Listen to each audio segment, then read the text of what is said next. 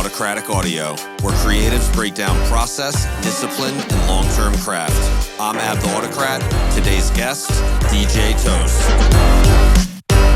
What's going on, everybody? Welcome to Audicratic Audio. This is the third episode, and I am very pleased to have on my next guest, a longtime host of the Grown Man Rap Show on WRPI 91.5 in Troy, New York.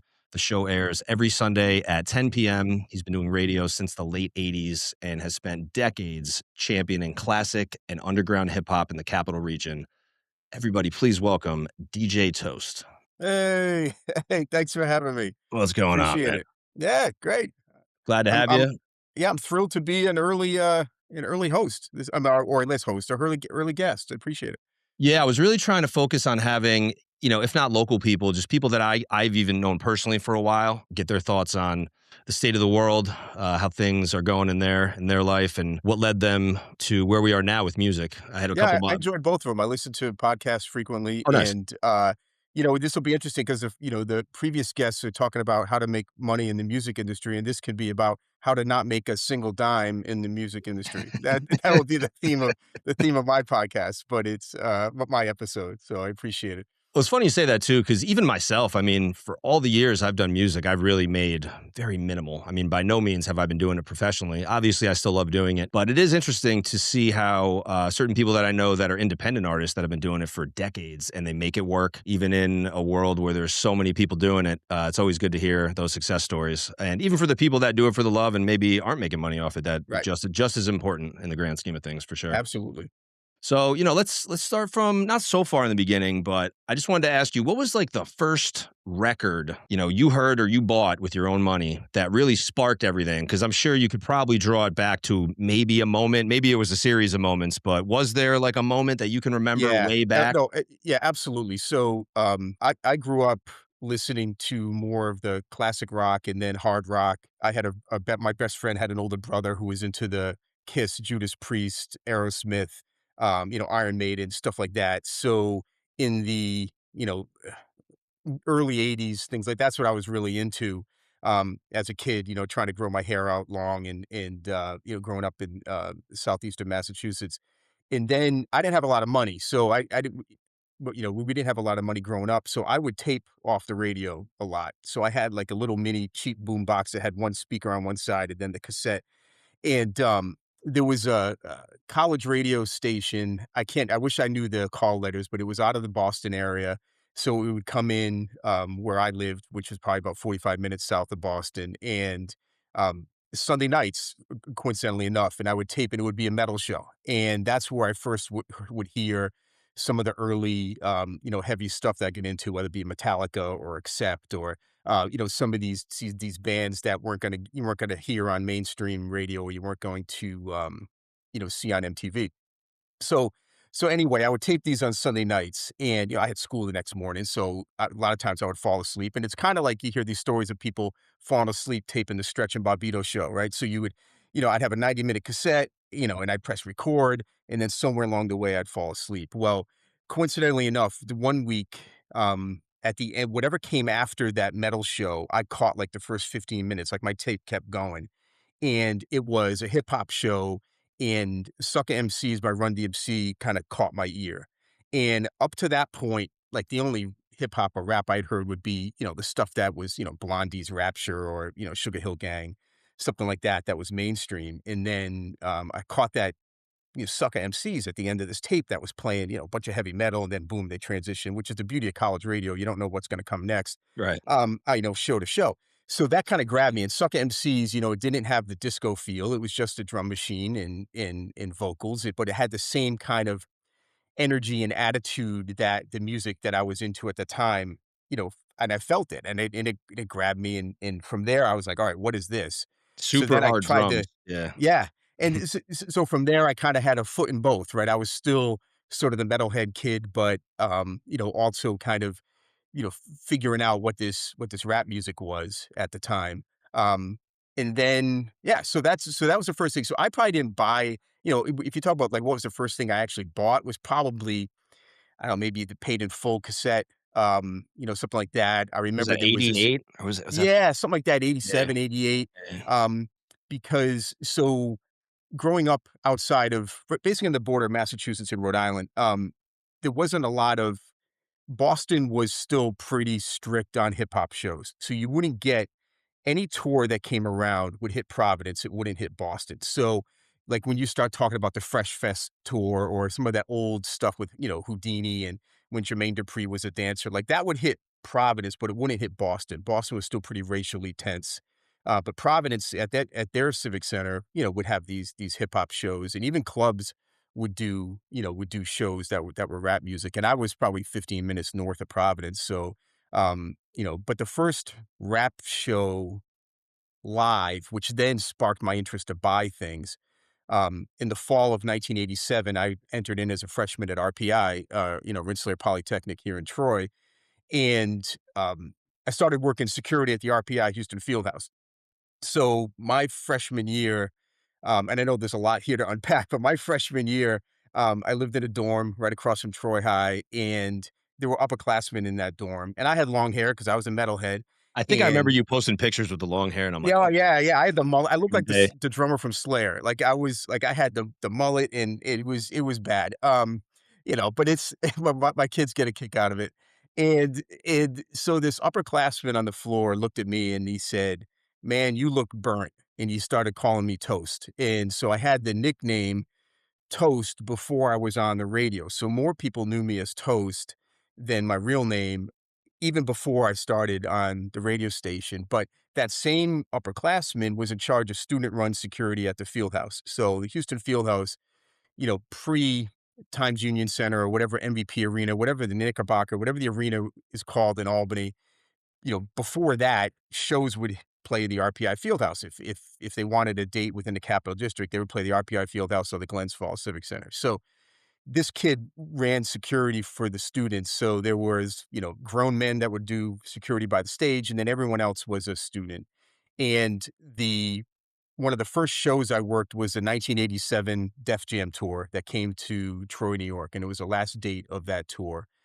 And it was just, when I look back at it, as a person who had never seen a live rap show before, the first act on that bill was Public Enemy. So this was Public Enemy off of their first album, Yo Bum Rush the Show. And I had never seen I'd heard rap on the radio, but I had never seen it live. And then out comes the S1Ws with the guns and Professor Griff and Terminator X, and there's Flavor with the clock, and he's run all over the stage like a madman, and there's Chuck D, sounding like with a booming Malcolm X type voice, and it was just like, holy cow, the energy on the stage was the same type of energy that, when I went to go see Metallica or Ozzy Osbourne or, one of these groups at Kiss that I had seen as a younger kid. And this was the Um, first hip hop show for you at the time?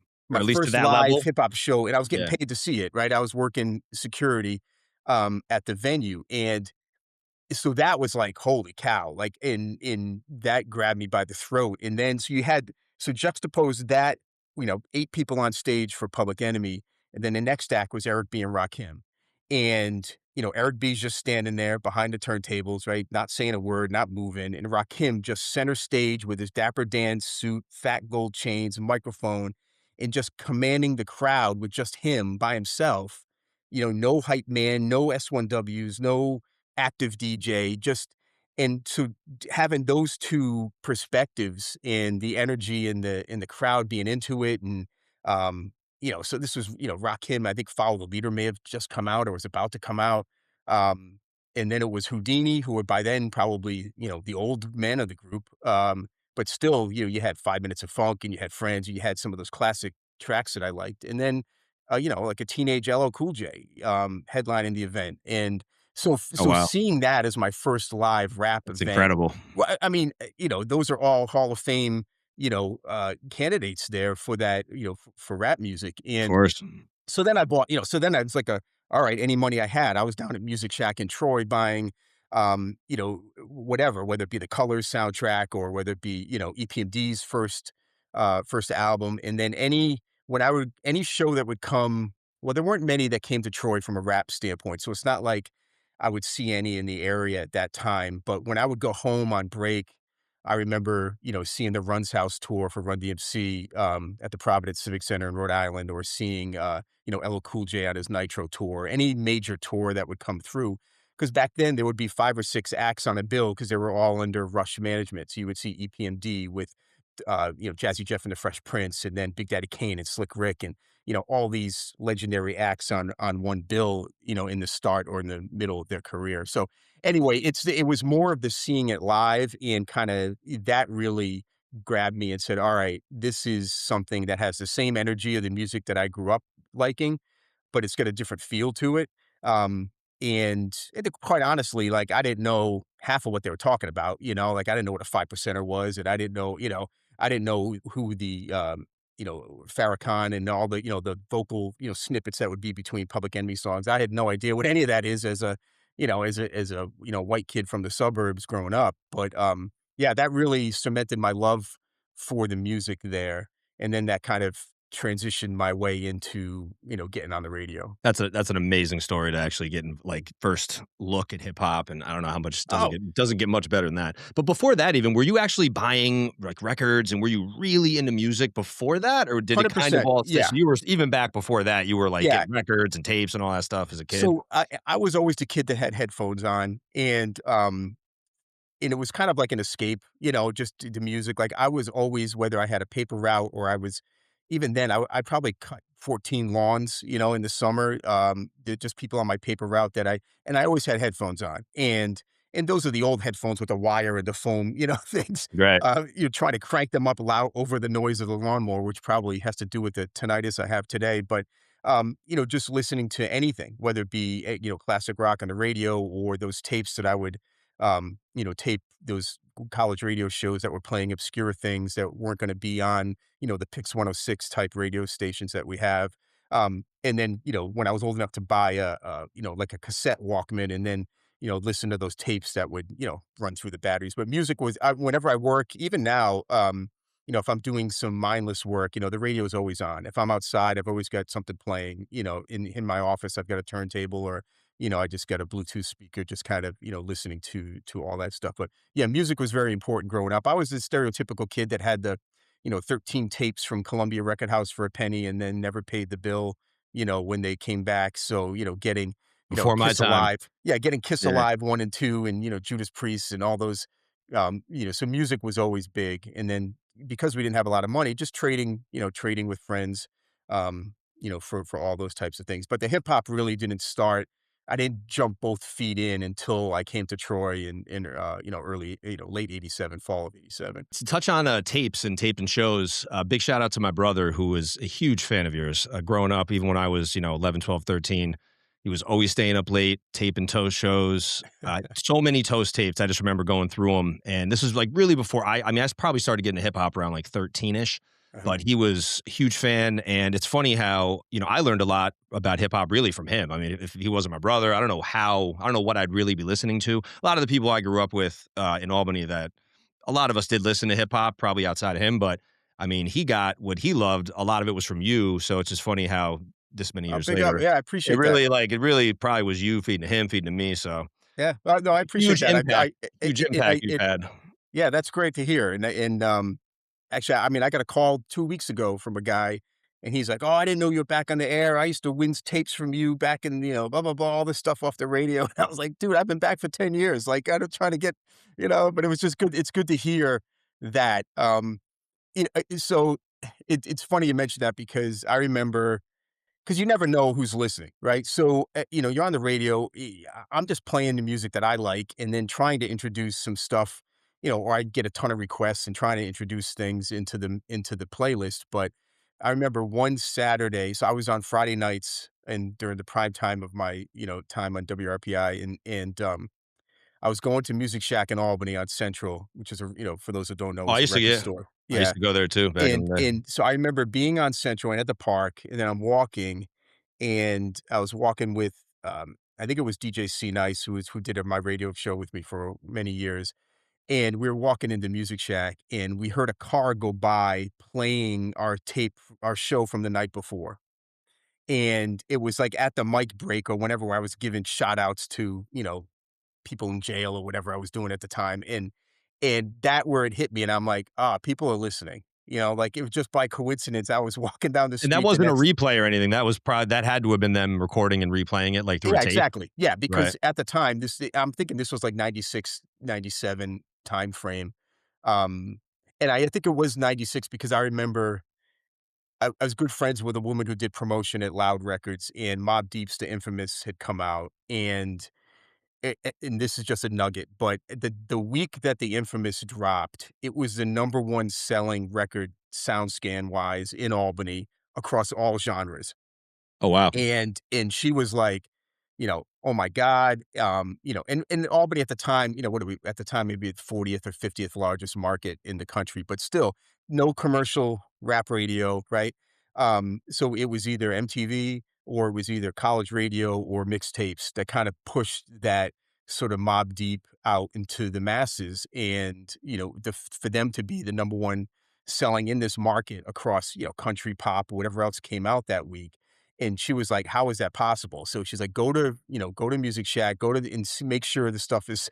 Do me a favor, make sure there's still stuff in stock." So I remember I said, "All right, I'll go down to Music Shack on a Saturday and just make sure that the Infamous was still in there." But that was the day, and I said, "Okay, people are listening." So, try to introduce some stuff, some music to the audience that maybe they're not going to hear elsewhere and things like that. But yeah, big up to your brother. That's great to hear, and, I still get that. It's funny, my kids make fun because there was last year, I went to a Red Sox game with my, boy, having grown up in Massachusetts, being Red Sox fans, and there was a guy 2 rows behind me who happened to know me. He's like, "Toast?" I'm like, "Oh," and it was a guy who works for DJ Premier, and he happened to be in the same section that night, Oh, 2 wow. rows behind me, and my kids always laugh. It's like we were out to dinner up here, I don't know, a couple weeks ago, and I ran into somebody else, and they were like, "Oh," it's like, "Jesus, can we go somewhere, Dad, without you knowing somebody at the in the spot?" I'm like, "Well, it is kind of funny," but, anyway, Wow, that's a shout out at a professional baseball game. yeah, That's yeah, top level. that was kind of funny, but I was just like, "Oh," but that was it. That was a connection I had made years early.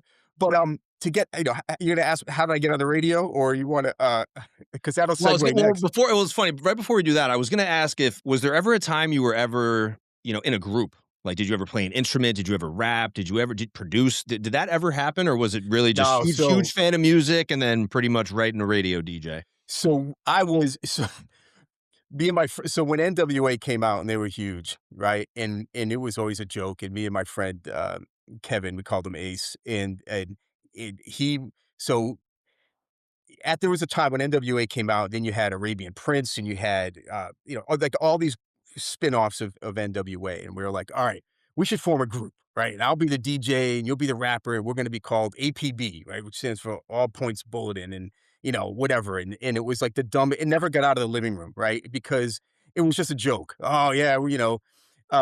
But he was my partner going to all these rap shows in Providence, and it would be the stereotypical, like, we're the only 2 white guys in the section and that type of thing, but there was never any issues, but never I was never in a group. That was just sort of, joking around or, draining a 12-pack of beer, like, "Oh, we should form a group." And that never happened, and from a production standpoint, it's funny, the only production I ever did was at WRPI back in the days, and we would try to make promos for our show. And this is when, samplers were expensive. But back then it was always cutting tape, right? So you would have a half inch. Physically cutting the tape. Yeah. So at the station, they had a half, like a reel to reels, and you would record the snippets, and then you would razor blade and physically cut and splice tape. That's how they came up with the term, right? To do these promos. And I remember I produced a promo that dissed, WVCR, which was 88.3, at the time, and, that wasn't the only production I ever did in my life, but I've told people, I have told Shiest, local 518 legend and Sev Static and JB and any of these, Dez and Mitch or any of these local artists, Mr. Pigs, you name it, any of these guys that are Mike Lanny, really, really good. I have the utmost respect for any artist who puts their heart and soul out there, right, for other people to judge.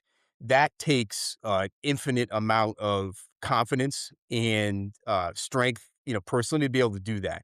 If you've got a fragile ego or any of that, like live performing or putting yourself out there is not is not for you. And I admire anybody who gets up on stage, grabs a mic in front of 200 or 2,000 people and puts their art out there in a live performance. There's something about that, right? That's not for everybody. And I've seen it where you've got the rappers who get up there and they're shoegazing and not looking at anybody, just trying to remember their lines. And then I've seen other people that just command, and you can tell that they've got it, whatever that it is. And I did not have that. But going to these shows and a lot of the artists from this area, give them my utmost respect to be able to do that. Anybody who gets up there, and even if it's not this is my style of music, if you're up there in front of a crowd, putting your heart and soul out there, exposing yourself for anybody to, sit back and judge or say, oh, he ain't shit or whatever. I mean, there's a lot of, it takes a lot of confidence and nerve to be able to do that. So those people have my utmost respect. But yeah, as far as playing an instrument or reading music or doing any of that, I'm jealous. Like, I wish I could play the drums. Like, I'd love to be able to play the drums. I did the drum set in Guitar Hero when my kids were little. That's the closest I got, and that was a lot of fun. But Yeah. no, I don't have any of that music ability. Yeah, to that point too of people being able just to go on stage and just, the amazing artists, it really is they make it look so easy, Hmm. but it's really not that easy. And I had it when I was speaking to Jake Palumbo, I kind of threw him a question. I'm like, "Hey man, do you ever think about doing like stand-up comedy?" Cuz he's pretty funny online and I, Yep. I think there's some crossover, but even that, like just being on stage with a microphone in general, it's not easy, man. Cause I've done it. I've rapped on stage, I've done like backups. And even for all the times I've done that with friends, whether it was at college or even at local shows, it's still just not something that I find that I'm good at, and I know how hard it is just from being Yeah. on stage myself and then seeing some other people that are just amazing, and they get up, it's seamless. There's something to be said there. I totally agree Yeah, with I mean, that. I give a lot of presentations in my day job, right? So I have a corporate job, and giving presentations in front of a group and being able to do it in a compelling way and be memorable and keep their attention and add some humor. Like, it takes work, and people think it's easy, and then you see someone get up there and step on themselves, and you're like, ah, see, everyone thinks it's easy, I've right? never It's not. I've never been great at that, especially No, like it's public not. speaking at work, if it's dead silence. If it's on stage, I've never had a problem with doing that. I never thought I was exceptionally great at it, but yeah, man, like public speaking, it's not easy, man. Some people No. make it look easy though. Yeah, no. So I did not have any of that. Just kind of watching and, getting into the music, and it was really just the music. I just wanted to do something with the music, right? And that's kind of where I went. But no, I never played any instruments. So yeah, I guess we could just segue right into when you did start at the Yeah. college radio at WRPI. Like, how did that even happen? I mean, did that spur off of the show that you went to, and you just maybe you knew somebody at the Yeah. show, or it just how did that come about? On my floor in my dorm was a kid that did a show on WRPI on Saturday nights, and it was basically an all request show. So people would call up, and he would play whatever people requested. So it was a All mixed. request show. Wow. Yeah, it was a mixed genre, show, and it was on a Saturday night, and I had been a guest, just to check out what it was like, and really didn't do anything from that, but I was also on, like, the concert board committee at the school, so we would book shows at our student union, which we had a big room that would hold, I don't know, 5 to 700 people, and so I was involved in that because I love the live music in all genres, and we were booking bands to play, in the student union, and then there was a guy who also was involved with the same kind of committee, but it was the Black Student Alliance. His name was Mr. Always Chill. That was his nickname. So he was the Black Student Alliance, and he had a radio show on Saturdays at WRPI called the Rap Scene, and it was on different times of day over the years. Sometimes, a lot of times it was in the afternoon. It would be on at night, depending upon what semester and what else and what other jobs he had going on. But so he already had a rap show on WRPI, and I met him through that kind of concert board committee. And he was booking Big Daddy Kane to play at the student union, okay, and at RPI. And so we're talking early '88, like spring of '88 kinda time frame, and I was like, "Oh, Big Daddy Kane's coming." It's in its Like, I had prime. to Yeah. he's on the Colors soundtrack, I was in the Juice Crew, and, all of this, kind of like a sponge, just kinda getting all this information, and he had booked Big Daddy Kane, and I forget what it was like $2,000 in a limo from Brooklyn. I think if I remember correctly what it cost at the time, and you Wow. had Big Daddy Kane, Scoob and Scrap, the dancers, DJ Mr. C, rest in peace, his DJ, And I remember it was a madhouse at the student union because this is RPI. It was they were pretty conservative, I'd say. So, every single public safety officer on campus was there, right? They were afraid of something, happening. Everything went off fine. Like there was no issues. It was great. I had a great view from a balcony to be able to see the show. And it was really good. So I ended up becoming friends with Mr. Always Chill, and I would go down and kinda every now and then check out his radio show on Saturdays at RPI. And so this would have been '88. Yeah, either the fall semester of '88 or, that previous spring. Um, and he would have and he was originally from Troy, and he just happened to be a student, at RPI. And so there would be local DJs would come in, there would be a gang of people there. There would be this side sort of room in the where the people would screen phone calls and take shout outs and requests. People are playing cards. I mean, it was like a party scene, and then there'd be all these DJs with their records trying to get in line for their turn, to mix live on the turntables over the air.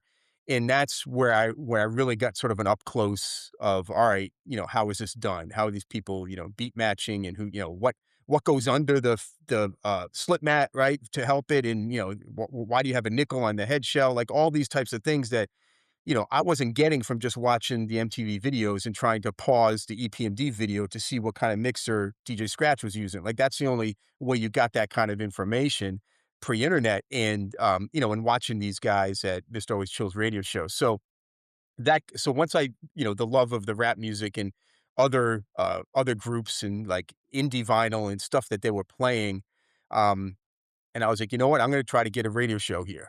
And my first radio show by myself was January 1989. And it was on a Tuesday night, and I was on Tuesday night at midnight. Okay. So, right. Prime time slot, right? Tuesday night at midnight, for a guy who had never done radio before, which was great because I have 95% of my shows on cassette at some point, or you digitize some of them. And those early shows are a disaster. Oh my God. They are terrible. Like my record collection was terrible. There wasn't a lot of hip hop at the station. And, Were you so playing I any was tapes or was it just straight vinyl? it was straight vinyl. Okay. Just playing straight vinyl, at the time, and I didn't have my own turntables. The station had a coffin, right? So they had a DJ set up and a big road case with the 2 turntables and the mixer in the middle that they used for, like, if you wanted to hire the station to do a party, right? If the MBA students wanted, a DJ or whatever. So we would set that up, and there was always some technical difficulties. But at the time, WRPI had a strict format, okay? And it's interesting now because now it's like you can play whatever you want. But back then, as a student, and this is why there weren't a lot of kids that were into the station at the time. If you wanted to play like a genre, if you wanted to do a jazz show or a rock show or whatever, a hip hop show, those were explicitly on the weekends, and those were hard to get. Um, because if you just wanted a regular show during the week, they had a format where you had a big binder and you had to play so many songs from this category and so many songs from this category. And WRPI was very eclectic, so they would play some pretty weird stuff. A lot of avant-garde jazz, and then some, even if you into new wave pop, you weren't going to be able to play that in midweek. So the first show I actually got was right before we Even used at to night? broad. Even leaving late at night, they wouldn't let you Well, do so that? here's the thing. I was on like 5 to 7 originally, and then after me, I was supposed to play this syndicated news program, Pacifica Nightly News. So what I would do is I would pick the shortest songs in the binder, right? So if I've got a 2-hour show and I have to play so many of these formatted songs, I'm picking the ones that are 2 minutes long, or I'd fade them out early. So then I had half hour, 45 minutes before the news to play whatever I wanted. Well, now I'm playing, Public Enemy, and I'm playing, EPMD and all this stuff, but the radio edit version, of course. The Right. program director at the time, got a whiff of what I was doing, is like, yeah, I'm moving you to midnight, and then no one will care what you play. And I was like, great. I was gonna say, you're probably like, "Good, that's what Yeah, I want." exactly. So I was on, Tuesdays at midnight, and then, in '93, I think I graduated in '91 from RPI, and then, worked in Boston, got a job out of college. I worked in Boston for a while, less than a year, and tried to get on some stations there. Competition was just crazy, and, they weren't gonna let some random, some random dude that had no affiliation with the school on the campus, to do the radio shows. So there was a period of time where I wasn't on the radio, and then I joined a startup company that came out of RPI, and it brought me back to the area. And then so 93, I started on Fridays, and it was originally like 12 to 3 or something crazy. And then I started to move my slot a little earlier. Then I would be like 11 to 2, and then I'd get like 10 to 1, and then 10 to 1 was the prime.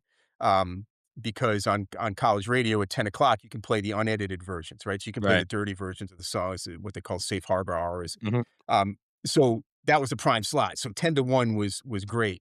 And so 93 started sort of the Friday night dominance, and that's where I kind of stayed consistently on Friday nights from 93 to 2006, I think is when So I if you didn't get that quote unquote. job back, with that startup, I mean, is it safe to say you might not even have been doing radio? Like, if you Oh, didn't come back yeah, here, you might not have been doing it at all. yeah, exactly. Yeah, yeah. I mean, there's a good chance of that. And, so what's funny is, so when I first did, you're right. And I think about that occasionally. And when when I knew I wasn't like, I'm like, yeah, I'm not a producer, I'm not a rapper, I'm not, I'm not even a great DJ. I'm a radio host, and I love the music. But so I also started to write for magazines. Like I would do interviews.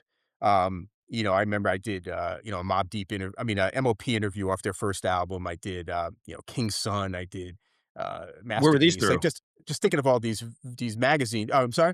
Where were these through? What magazines were these? So I did a bunch of, there were more regional magazines. So there was a magazine that came out of Albany called The Buzz, and it was like Buzzz, and the guy, Real George, I think was the name of the guy who put that magazine out.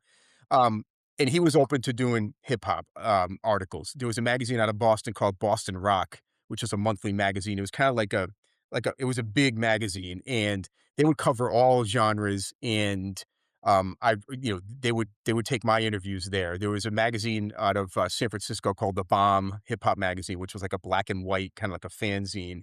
Um, Shout out to Dave Paul who put that out, The Bomb Hip Hop Magazine.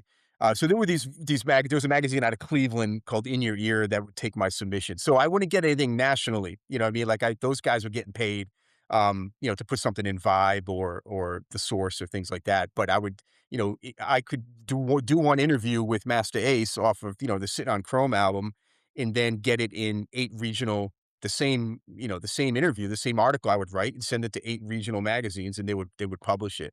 Um, so I was doing that. I was trying to do whatever I can to kind of keep, active in the music beyond just doing the radio show. And then, like I said, I joined that startup, which, did a lot, which was interesting. But, I was 22 years old, and I'm like, all right, join a startup. This is fun. I didn't have a mortgage at the time or kids, and kind of go in here, and that brought me back to the Capital District, and, back on the radio, which was great. Um, but it's funny because I think about sometimes too, those first shows, because I have them on tape, like I said, and I'm like, this the music selection was bad. Like I'm playing, I only had like 5 records, right? So I'm playing deep cuts of, whatever record it was at the time. Um, so I forget there was College Music Journal, which was CMJ, which was basically a magazine that would poll college radio stations around the country and to see what was playing. And WRPI was submitting sort of our overall playlist to CMJ, but not the hip hop playlist. Okay. So as far as record companies in the world knew, there was no rap music getting played on WRPI, right? Because we weren't letting people know that. So I started as a music director at the station, reporting a weekly hip hop chart to this magazine called CMJ, College Music Journal. And that opened the floodgates. So now I was trying to let people know, hey, there's a 10,000-watt FM station in the Capital District of New York, which would broadcast a 75-mile listening radius, right, of whatever we were playing. So if you're in Western Mass, Southwestern Vermont, you're going to catch Glens Falls, Lake George, you're going to hear WRPI. And we're playing hip hop. And no one knew that. So the only rap we were getting was on a major label because they were going to send us stuff anyway. So we weren't getting Profile or Sleeping Bag or Tommy Boy. We weren't getting those acts at the time until I started publicizing, hey, there's rap music up here. Not just my show, but Mr. Always Chill has had his show for years. And outside of the Capital District, no one knew about it. So then all of a sudden, packages would show up at the station, right? We're getting records that I was paying, $4.99 for down at Music Shack a week prior. Now I'm getting for free in the mail at the radio station. Def Jam sending us hats and T-shirts, and we're like, holy cow! Like this is, because they didn't realize there was this unknown, powerful station up in the Capital District playing rap music. So then I would start to report our chart to other magazines, in other, people to let them know, hey, we are playing music up here, and that led me to kind of putting out a newsletter. So on a weekly basis, I would so it was super competitive in college radio back then in the Capital District. Okay, you had like DJ Rad and Mr. Samples of people at CDB on 90.9 at SUNY Albany, and then you would have 88.3 WVCR, and they would have their DJs and their shows, and you have RPI. None of us were making a dime, right? This is college radio. Like none of us are making any money, but it was like super competitive, like college radio beef. Like, and I look back now as an old man, I'm like, why? Like, what the hell are we I beefing was gonna, I about, was gonna right? ask you specifically about the stations, but yeah, go Yeah, ahead. but it's so funny. Like I think about that, and I'm like, well, this is so stupid. But anyway, that goes back to that little diss track I used to make about '88, where I would take there's a Big Daddy Kane song where he says '88, set it straight or whatever, and I kind of take that '88 snippet, and I had some other, Darth Vader sound effects or something that said "you lose" and kind of piece all that together. It was just dumb. But anyway, the key back then was you wanted to get the exclusives, you want to get the early stuff. Like I'm on, by the time I come on Friday at 10, WVCR has already done 3 hours of hip hop from like 6 to 9. Okay. So wouldn't it be great if I had something to play at 10 that they didn't have yet? So the only way to do that was to build up relationships with these record labels. And so what I would do on a weekly basis, I would type up my playlist. This is what I'm playing, right? I got 3 hours. This is what I played. And I would fax that. If you remember fax machines, I would fax that to record companies and these magazines that would chart rap music, whether it be CMJ or Hits or Impact or any of these other magazines nationally that would chart these rap music. So on a weekly basis, I'd send out this playlist. Now I'm doing this from work. I'm faxing. This is when long distance calls cost money, right? So I'm faxing, sneaking at this company, going in and faxing this chart out to, which started with like 10 and then 20 and then 30 fax numbers that I had. And anytime I would buy a record or get a record and look at the label, and there would be a fax number, and I would send this fax. And then on the flip side, so then it became a two-pager. I'd have my chart, and then I had a little newsletter. And that newsletter would be talking about my show, talking about the Capital District, doing a record review, talking smack about somebody else, or, a record that I thought was garbage, or, just kind of, I just became known as this opinionated kid up in Albany that had this show in the Albany area. And I would fax this 2-page newsletter, which one of it was my chart. It ended up going to like, at one point there were like 150 fax numbers that this thing was going to. And then technology got where you could fax it from your laptop, right? And I would set this thing to fax from like, midnight to 3 a.m, send it out these faxes. And then from there, it became known, hey, there's this guy's got a show up in Albany. And I would even take, copies of my radio show and dub them, right? So I would then mass produce, mass copy, let's say 40 copies of a show that I thought was exceptionally good, either, DJ C Nice or Cutmaster Supreme, who was my partner for a little while on the radio show. Or if we had a guest or there was something great that we had done on that show, and I would just, dupe these tapes and mail them at my own expense to these people that worked at, Def Jam, Tommy Boy Profile, whatever these record labels, to let them know, hey, we're up here, we're doing our thing. And then from that, from the newsletter, from sending out the tapes just to kind of promote the show, I started to get, exclusive stuff. Like I got, Method Man's first album, his solo debut, before anybody. It was on a cassette and it, handwritten on it, or it came from, Power Play Studios or whatever he recorded it. So then I would kind of, every now and then it'd be like an exclusive that I would try to play on the radio show just to kind of, be a step above any of these other, college radio shows that were in the market. But it all, like I said, it all cost money. So if, Jake or Rhythm Jake could tell you how to make money in the music industry. I could tell you how to lose money in the music industry, and that's, buy a bulk of 90-minute cassettes, dupe them up, mail them out, and all at your own expense, just to kind of get your name out there and let people know that you've got a show. Um, because I would see it, I'd go to these music conventions. I go to New Music Seminar. I go to the College Music Journal. And you'd see these other college radio DJs, and they're on like a 10-watt station in the middle of, Wisconsin or whatever. And the record label rep knows who this person is. And I'm like, yeah, I'm on a 10,000-watt station, up in Albany. You should know who I am too, right? And start sending me some stuff. And that really, the floodgates were open. And then it was, every day boxes of records showing up with, the new stuff. And then I would spend the evenings listening to everything to say, okay, what's going to make the crate, for the radio show. And that was, obviously all the vinyl days and yeah, a lot of fun. It was a lot of fun, but Just the amount just of from, work. It's yeah, it's so amazing when you just take something like a Spotify playlist in yep, 2026 and how they're made, and they're probably a lot of it's made from just AI, curated from what people are listening to, and to reverse engineer that to just, everything you just talked about. It's truly incredible, really, like all that yeah, work that you had to put in just to get people to send you stuff. Like the amount of grind that it took just to be able to not only get the stuff, but like you said, you have to listen to everything, you gotta make sure that it's yep. dope, you curate your taste, and then, physically drive to the radio station. It's wow, man, Well, it was so funny times too do because change. during COVID, the rate WRPI was pretty strict. RPI was, and so they shut down the station for a period of time, and I would listen to digitize some old tapes from 95, 96, whatever that prime time area was, and um, at the time my partner was DJ C Nice, who's still out there doing his thing. He's a good friend of mine, and but there was no commercial hip hop radio in Albany, right? So this was way before Jams 96.3 was the first.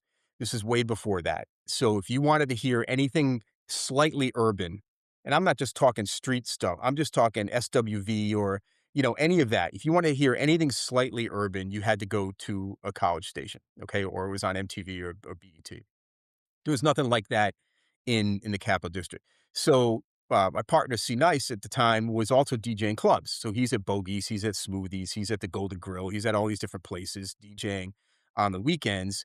And I want to play all the street stuff. Like I want the Mob Deeps and I want the Tragedy Gaddafi and I want all that kind of vibe. But he's also in the club, so he knows what the girls want and they're requesting, right? So he's got he's playing the Faith Evans and he's playing the SWV remix, Wu-Tang remix, and he's playing, which was dope anyway, but he's playing all this stuff that is not going to fit in the vein of the street stuff that I wanted to play. So there was always a tug of war where if I just turn my back and then C Nice would throw on, something that was a little more R&B flavored.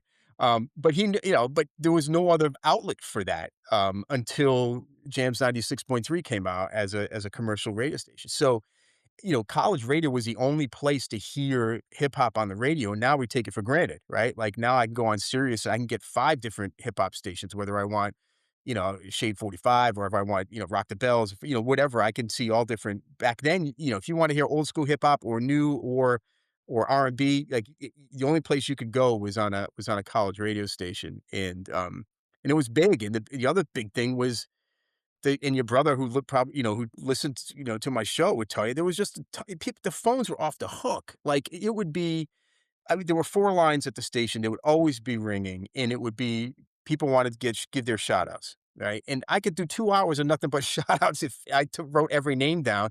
Nonstop with that. And then also, the big thing too was within the Capital District area here in the 75-mile radius of Troy, there were a lot of prisons. And, when you hear people saying go upstate, right? They're coming up here, right? They're getting locked up and they're coming upstate. And whether it be, Comstock or, even the county jails, RCJ, the ACJ, Berkshire County. I used to get letters from them all the time. Oh, wow. Sometimes, and I still have a folder for the artwork. Like there were people that would, they're locked up and they were good, drawer, and they would draw this artwork and send it to me, and they want their names, mentioned on the radio. And I don't know how they're listening to the radio. And I've never been in jail, so I don't know what it's like, right? So I'm just envisioning these guys with the radio kind of, with aluminum foil connecting it to the bars, trying to get the station in and listening to the show. So there was always a balance between, all right, I got to give the shout outs. I got these, people in lockdown who are loyal listeners. And then I used to, because I had those connections with those record labels, they would always send me boxes of cassettes and CDs to give away. So I would always do a ton of giveaways to try to, like I said, just try to make my show kind of different than, or better listening than, the competition that was out there. But really, when I think about it, it really went like none of us are getting paid. Like, what was the comp? Like, why was I so motivated to, to do that? But anyway, I think about that. It's a lot of fun. And then now it's just, yeah, I just play what I want. I'm not trying to stay current. Right. I mean, I could speak to how, just how prevalent hip hop was, at least in the, Capital District. I grew up in Albany. I went to school at Oneonta, and I actually had a radio show for a year or two there. Wasn't that great at it, but it was a lot of fun. I was pretty much the only hip hop guy. But going to Oneonta for music, there was really no hip hop scene. It was very like some people were there. There was a guy first guy I interviewed for my podcast, he put on a yearly battle.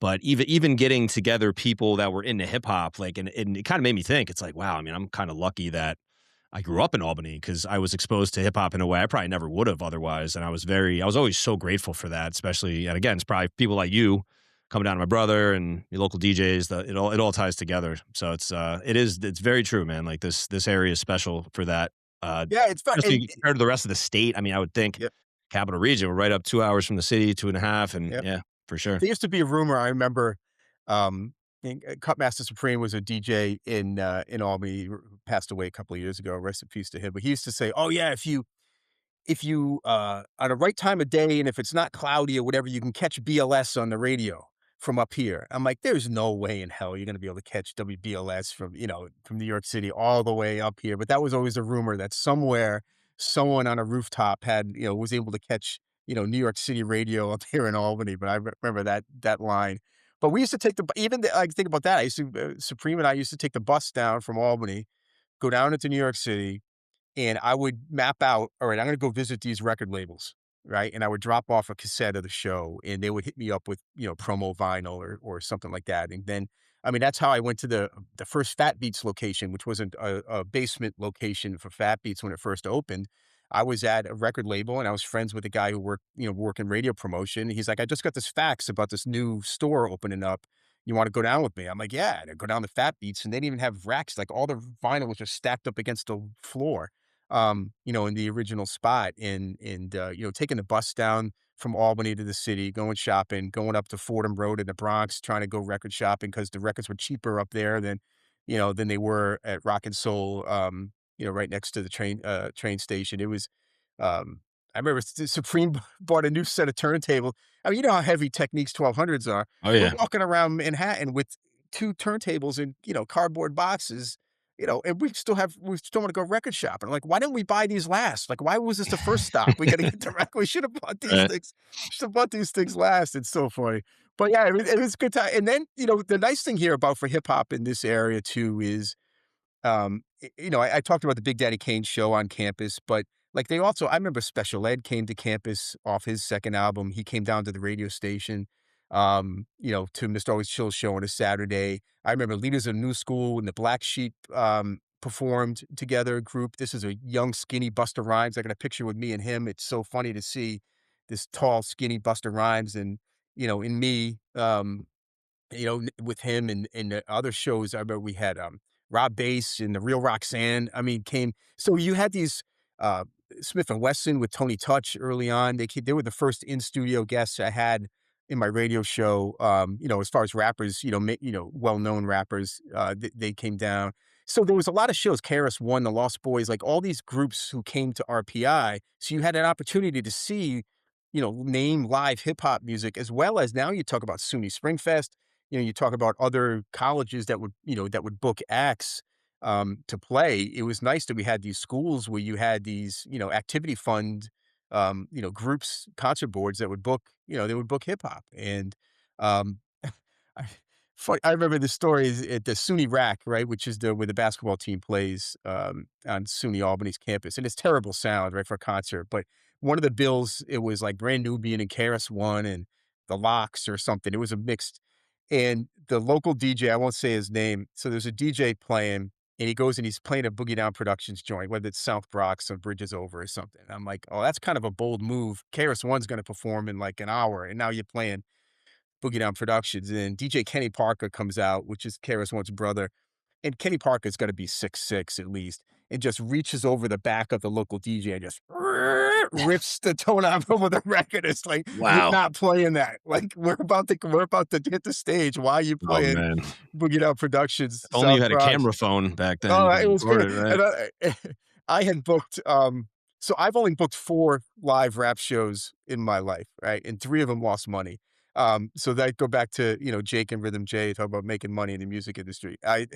But the one that actually I broke even or made a little money, I booked Sean Price to perform at the Hudson Duster in Troy. And I don't know, do you ever go to the Hudson Duster in Troy? I missed that show, but Okay. I went to a handful of shows Yeah, before it so closed. big up So Mike yeah, Valenti. So he owned that, and he was open to having hip hop shows there. And I remember Battles there. I remember seeing Pumpkinhead there. Rest in peace. I saw a lot of acts perform. You had You God and Inspector Deck and Capadonna and Killer Priest and I saw that. I all, was there for all, that. You all those. interviewed. I remember you interviewed them before that show. I remember Yeah, 'cause yeah, the it's next day. I remember seeing like, oh shit, he interviewed him on the yeah. show. Capadonna showed up with Killer Priest at my radio Yep. show on a Friday, and which is so the WRPI is in the basement of a building on campus, and you kind of have to know where it is, right? And back when there were a lot of local artists that would just try to bum rush the radio show. And, it would be me and another guy, and maybe there's 3 of us there. And I could kind of see when I'm in the studio and kind of look and see who's at the door. And I'm like, and when the doorbell rings, the light flickers in the studio. And I'm like, do not answer the door. Like, I'm not expecting any guests. Someone is just trying to bum rush the show and come in here and get on the air. And I'm like, do not open the door. So if there was going to be someone coming, I wanted to know in advance And so I there's no could let cell them in. phones, so you're not. Yeah, You don't know yeah, what's going on. yeah, I had no idea what's going Yeah. on, and so but I didn't know that Capadonna was gonna show up, and then, Oh really? yeah, so the doorbell rings, and I'm like, "Oh, who's this?" Right? And so I open the door, and there's Capadonna and Killer Priest and, a gang of other guys I didn't know, but, somehow the tour manager from the record label, informed him, "Hey, you should go Was up that to a thing Toast." people did back then? Like artists that were in the area, they would just crash a local station. Was that common or? Yeah, I don't know, it happened to me a number of times. I remember, Reunited Third Base in 1999 was doing a Jams holiday special up in Northern Lights at the time, because they were friends with Sugar Bear, who was the program director at Jams at the time. But anyway, there was like Search had reached out to me and said I might show up, right? So I kind of knew. So I had a bunch of Third Base in my crate. But like when I remember Camp Low just showed up one day, and I was like, "What are you guys doing in town?" But I was really good friends with a guy who worked at Profile Records, and so they must have known, hey, what had happened at the time, a local artist, I forget his name, had booked a feature from Camp Low to be on his track. So they came up all the way up to Troy to do some studio time with some local guy who was paying him money to do it, and they just stopped by my radio show unannounced. I was thankful I answered the door. Because like I said, other times, because What an people would amazing like, time. You just have oh, no idea. Like yeah, no somebody idea. might And show up. It's just that's so yeah, incredible. Like, and if it wasn't anyone of note, I kind of wish they wouldn't show up, But then, like, so I would tell Sev or JB or Sween, rest in peace, or El Gant or any of these guys, I'm like, just let me know if you're coming in, right? And that way I can expect you. Otherwise, I'm not answering the door because there would be DJs that would just show up thinking they're going to get on, and some local DJ, and then they'd be pissed, that they didn't, I wasn't giving them the quote unquote respect to get on the air. I'm like, dude, I don't even know who you are. Like, I can't. I'm only on the radio 3 hours a week. I'm not going to give up 2 seconds for someone else. Like, this is what I do for fun. Um, but anyway, so go back to the Hudson Duster, right? So I was thinking about just kind of funny stories, and I had booked Sean Price to play at the Hudson Duster for a radio anniversary event, and this is when his first Monkey Bars, I think, it was his first solo debut album, came out, and I forget what it was. I mean, maybe anywhere like maybe $800 or $1,200 or something to book him. It was super. It wasn't expensive at all for the time. But I set him up in his contract rider. Okay, he requested a bottle of Hennessy. All right, so I not only did I have to give him the cash, but I had to get him a hotel room and then whatever he explicitly called out in his contract. And the only thing in his contract was a bottle of Hennessy. I'm like, all right. So I check him in at the hotel, and then him and his like 8 dudes there. Rusty Jux and a couple of other people. And little did I know General Steele from Smith and Wesson was going to show up, but he wasn't there at the time. So I check him in and get him in the room, and everything's fine. And out of my back pocket, I pull out this tiny bottle of Hennessy. It's like a half pint. You could sell behind the register at the liquor store. And he looks at me like that, and he's like, "What is this?" Like, he was gonna haul off and smack me upside the head for this Oh little half man. pint. So then out of my bag, I pull out a full-size bottle of Hennessy, and I'm like, "Ah, joke's on you," Oh, right? that's He great. didn't think it was he didn't think it was Man, funny. funny. But that night also, there was an artist out of Harlem called Bathgate, and he had a song called F That I was playing a little bit. I like the beat. But the record label's like, "Hey, could we get on the bill?" And I'm like, "I don't have any money. I don't have any money left over for you guys. This is a small spot. Like, you're not gonna." "No, no, we'll come up on our own dime. We'd like to perform." So this MC Bathgate out of Harlem shows up, and the Hudson Duster the stage was a balcony, right? And you had to climb up like those fold down attic stairs to get up to perform over this balcony. Now you're looking down over the crowd. And Bathgate, this Harlem cat, shows up in this full length fur coat, like not knowing what the venue's like, right? And he's gonna now have to climb up these fold down stairs to perform at the balcony over the crew in Troy. I was just like, I felt so embarrassed for the guy. I'm like, dude, you're wearing a full length fur coat in the Hudson Duster, and you're I gonna wish I missed that. I'm pretty sure climb these. I think I was at college when that show happened. I think I Yeah, remember my brother, people went 'cause it that was was probably March. 2000, like 3 or 4 time, Yeah, like, right? 2005. So, 2005, yeah, yeah, yeah. yeah, 2004, I booked, it was C. Ray's Walls and Craig G. I missed that show too, and I was pissed I This is missed one that. where I had Yep. both. I had a foot in the old school, so I had Craig G, and then I had C. Ray's Walls out of Def Jux. In 2006, I was like, I had a hard time. So I was on the air, from 1989, 2006, and then I was like, all right, I'm done. Like, I'm not. 2006 was like, I'm having a hard time keeping up with the new music. I don't like the new music as much as I like, what I call the golden era, in the mid '90s up until whatever. Um, and then my kids were getting older, right? And, I'm married, I got 2 kids, and I was like, all right, I'm done. I'm stepping away from the radio show. And so in 2006, I stopped the Friday night thing. And, I said, all right, I'm going to book a retirement concert. So, my daytime career was doing well. I had some money. I said, "All right, what am I gonna do?" So I booked, Gangstar had broken up. So I booked Guru, and Smith& and Wesson, so old friends who I've known forever, um, and El Gaunt and, Doomfist and, which is, Dez This was at the and Mitch. Duster? This was at Northern Lights, I don't know, I don't think I made it to that. Upstate Concert Hall. This is Yeah, 2006. I had J probably Live at school hosted it. again, yeah.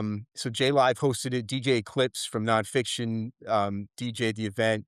There was a local MC called Ice Water. At the time, he was down with AG from Show and AG. So AG and Party Artie showed up on like kind of Oh, wow. they did the event.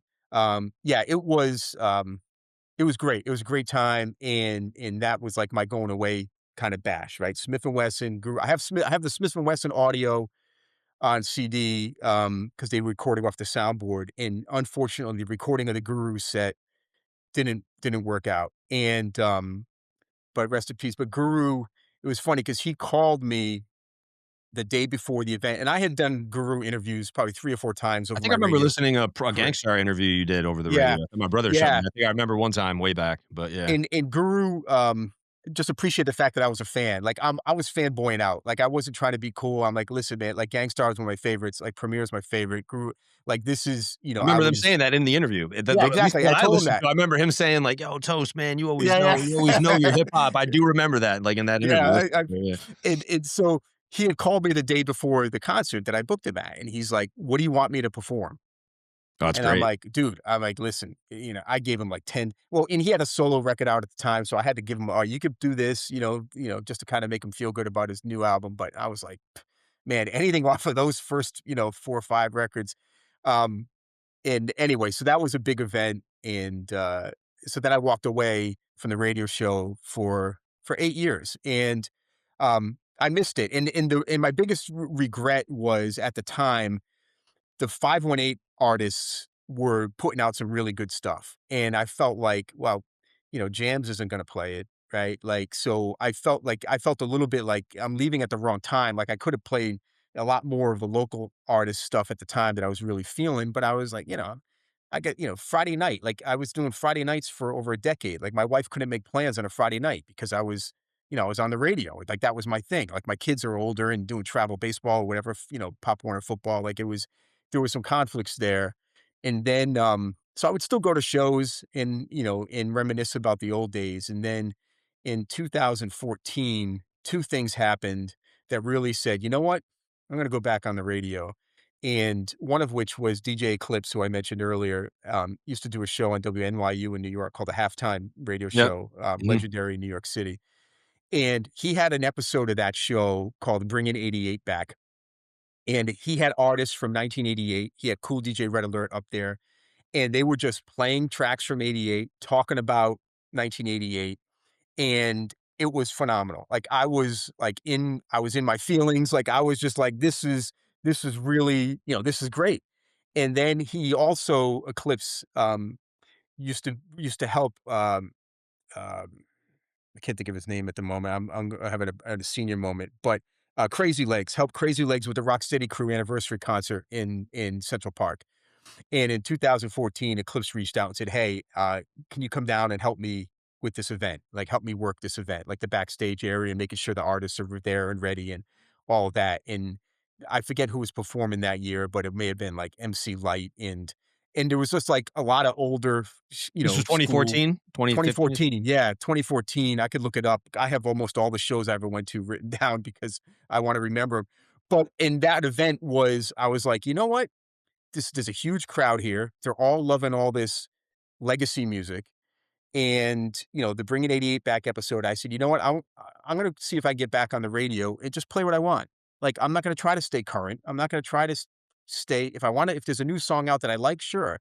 But I'm gonna make the theme of my show be what I call the grown man rap show, grown man music, right? Like there are other people like me who are older than Nas, but younger than DJ Premier who still like hip hop. And that's kind of what I thought I would focus on is that golden era, and not try to play all the new stuff unless it's something that grabbed me or if it was a new song by a legacy artist, or like a lot of the stuff that Nas just released on Mass Appeal. Like that stuff's right up my alley. Um, so that's what I did. So in 2014, at the time, DJ Paul Nice, rest in peace, was in Albany for legal I reasons. never got to meet him, unfortunately, but Yeah, seemed like a good so dude. his story's not my story to tell, but I will tell you this: in DJ Paul Nice was you talk about we mentioned a long time ago here in this episode about how I had really no musical talent and I didn't play any instruments. Paul was a super talented guy, producer, breaks, DJ, just like he could put stuff together that was phenomenal, either on an MPC or even on, garage. What's the garage band? What's the, any sort of tool, any sort of device, any sort of software he could put together a dope beat.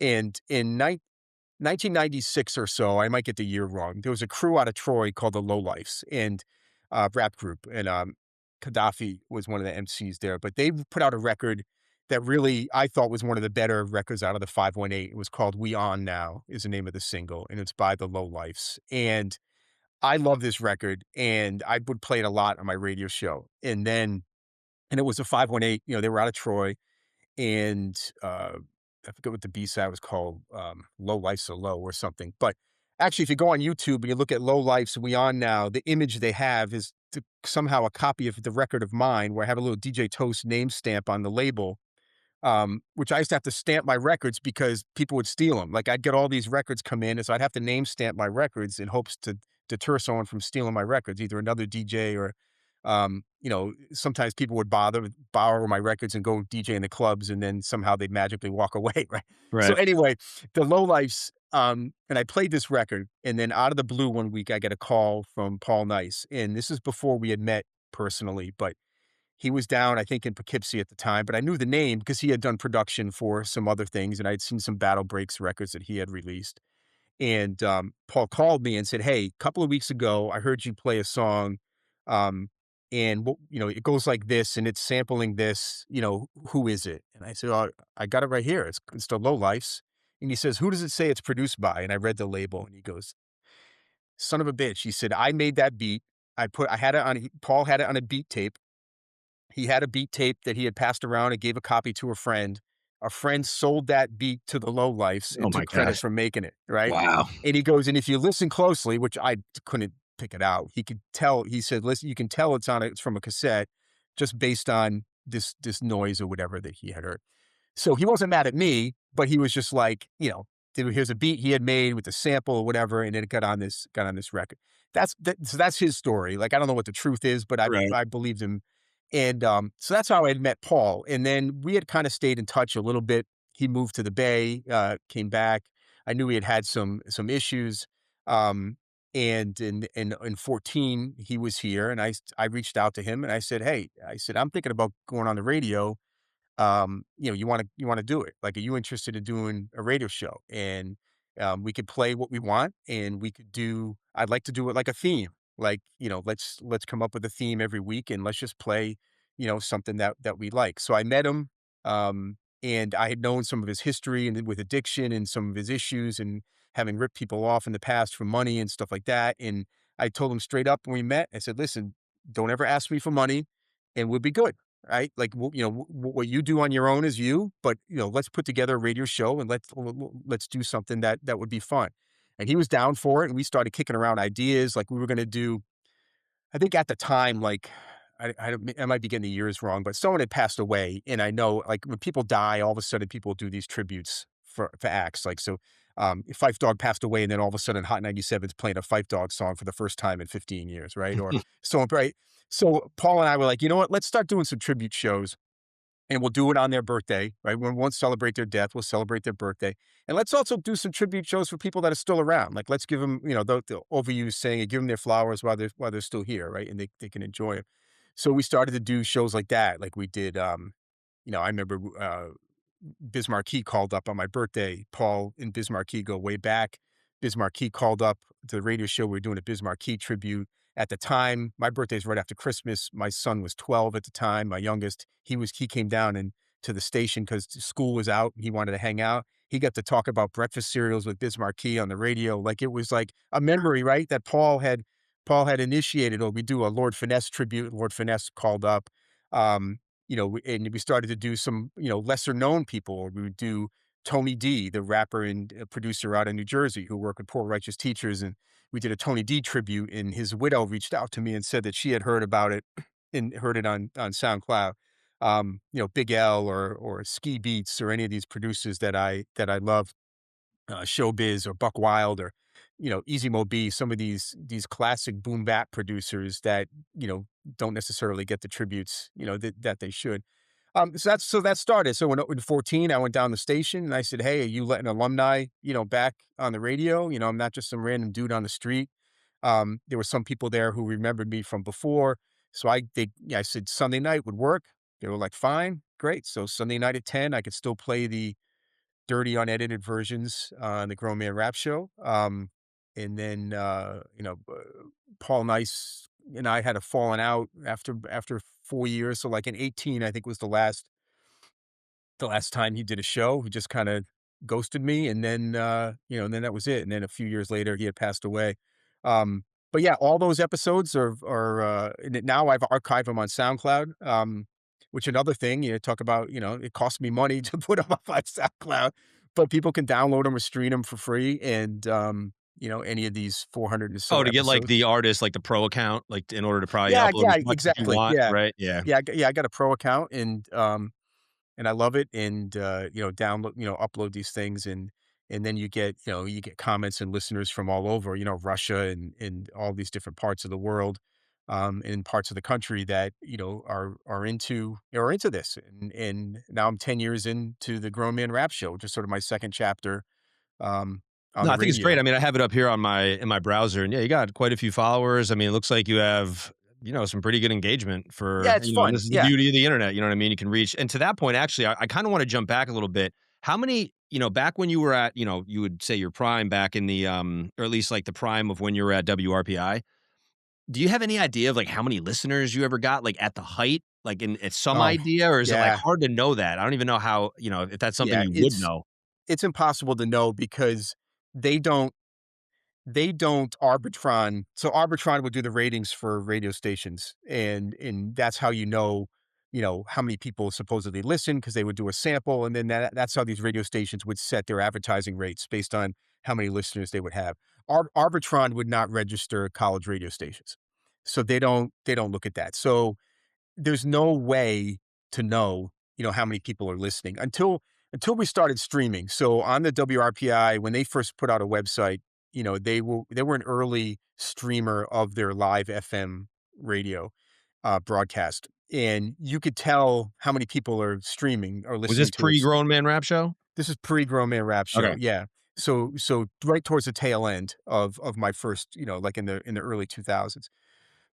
But as far as who was listening on the FM air, there's no way to know. There's really no way to know unless you're a commercial radio station that's registering with Arbitron and you can see, all right, I'm the number 3 station in the market and I'm pulling a 3.2 share, which means whatever, number of people for that market. That's too bad Um, that there's no way to know. And that, I mean, yeah, there's no way you to could know. know, And but but, yeah. but yeah, there's no way to know. But I would tell you, like, I think, there were a couple of things that really, like I said, when I heard the guy playing the tape on the street, all right, that was pretty cool. But like when the lady from Loud Records said, "Yeah, we were number 1 in the market," and that would have been, me, and then whoever was on 88 at the time, whoever was on, Again, that was number 90.9. one in like the sales market, you mean, The like sales through market, yeah, yeah. number Yeah. 1 selling record of all, and that was a factor of, obviously not just me, but all the college radio stations, all the mixtapes, all the MTV, I don't know how much MTV play it got, but all of that was it. There was no, 4 times an hour getting from a commercial station, playing that for that to be a number 1 record. So that kinda opened the gates, and then, like I said, between the shit, Cypress Hill's first album, sold a ton up here, and, that debut album, and I played probably every track off that record, so much so that, Rough House gifted me one of the gold records I have behind me is Oh, the very dope. Cypress Hill's first album. Like, they were, it got, barely any commercial play outside of Philly and New York and LA, and the thing went gold, which is funny. I told you when I graduated in 91 and I was the winter of 92, right after the Super Bowl, Cypress Hill was playing at a small club in Providence, Rhode Island, kind of like I don't know, almost like Empire Underground. Like, it wasn't a big spot at all. It was a tiny spot. And Cypress Hill's album Juice, the movie Juice, had come out, and How I Could Just Kill a Man has a prominent spot in that movie. So, Cypress Hill was pretty well, up and coming and was pretty big, as far as college radio goes. And I knew the DJ for the event was a kid that DJ'd at University of Rhode Island's radio station, and he was DJing the event. So I got to this thing. I knew the guy at Rough House, so I didn't have to pay at the door. Me and my friend Ace, we walk into the Cypress Hill, and Cypress Hill's mad late. So you've got like 12, 13 local acts, and you're like, oh my God, waiting. So I'm in the DJ booth with DJ Curdy Cut, who's from Rhode Island, and he's DJing the event. And now Cypress Hill comes in this big cloud of weed smoke, boom, comes into the club, get up on stage. They do like 3 songs, and then they jump into How I Could Just Kill a Man. And back in the day, you could on your mixer, there would, the microphone jack is the same size jack as your headphone jack, right? And you could take your headphones and plug them into the mic jack, and you could talk into the Right, headphone yeah. speaker, and it would act like a shitty microphone, right? So Cypress Hill's doing How I Could Just Kill a Man, and me and Curdy Cut have the headphones, and when the chorus comes up, we're both yelling into the "How I Could Just Kill a Man" because his mixer's still through the monitors, right? And we're doing that, and Muggs can hear it in his mix, like in the wedge at the DJ booth, and he looks up and he's like, "Where's this coming from?" Right? And the next time the chorus hits, we're yelling, "How I Could Just Kill a Man," and he looks over at the DJ booth and he gives him one of these like "I'm gonna cut your throat" signs to us, like stop yelling, Oh my screwing up God. our mix. I was just like, that was so much fun. It's Wow. just thinking about that. That's a funny moment. Just going back in time. I mean, it's funny to me, but you can see the look like Muggs wanted to kill us, like, I'm screwing You up got his Sean mix. Price that wasn't happy about the Yeah, bottle. Sean You Price. got Well, Muggs that wants to kill you. so I saw Sean Price years later at the, Duck Down Barbecue event in Brooklyn. Duck Down record label would host an event, and it was a free outdoor performance, um, at I think it was Betsy Head Park or something in Brooklyn. And I remember it was Sean, and he had his daughter. This was right before, maybe a year before he passed. And I remember because Static Selector was the DJ and Peter Rosenberg hosted, and all the Duck Down artists would perform and stuff like that. And Sean Price, and I saw Sean Price backstage, and he kind of looked at me, and because I have this Eddie Munster look, right? So I probably looked at me and, oh, I recognize this Eddie Munster looking dude, and we were just, I reminded him about that time, and he just kind of laughed and smiled. And then we walked over to the shaved ice station and got his daughter some shaved ice. And I was like, yeah, it was just kind of like we had a cool little moment. And then, I think it was later that year or the next year he had passed. He was just a funny ass dude. Like, he would just bust on everybody at that event. He had the song Brokest Rapper and he would have one of his guys go down with a hat and collect money from the people in the crowd. Like, no, really, throw money in the hat. I'm the brokest rapper, and he did that. He did that at the Hudson Dusters. That was pretty good. A few other random, just rapid fire that I Yeah, wanted to yeah, ask you. yeah. I'm Is there pretty verbose. I talk a lot, so I No, no, apologize. no. It's all good. No, no, no. Get it out, man. It's all good for the podcast. Is there anywhere I remember way back, I think my brother was showing me this when you had a website and it had so many pictures of you with literally everybody. Like it's comical how Yeah. many pictures. I think I was with him one day and we're just like looking at him and does that exist anywhere? I tried to look. I couldn't see it, but Yeah, so no, so yeah, there used to be a djtoast.com, and I'm not a web designer, and I just threw something up there, and I would put up just photos, or I'd throw my playlists up there and let people know what I was playing, or even sometimes I would promote an event, like a local gig, and something at the Hudson Duster, or a local event. Things like that. I remember one time I got into a beef with a writer at the Times Union about something that I thought he wrote that was pretty racially negative. And I got into him with it on my website, which is the dumbest thing. But anyway, I did that. But I still have all those photos on my computer. I'll post them every now and then on the Instagram.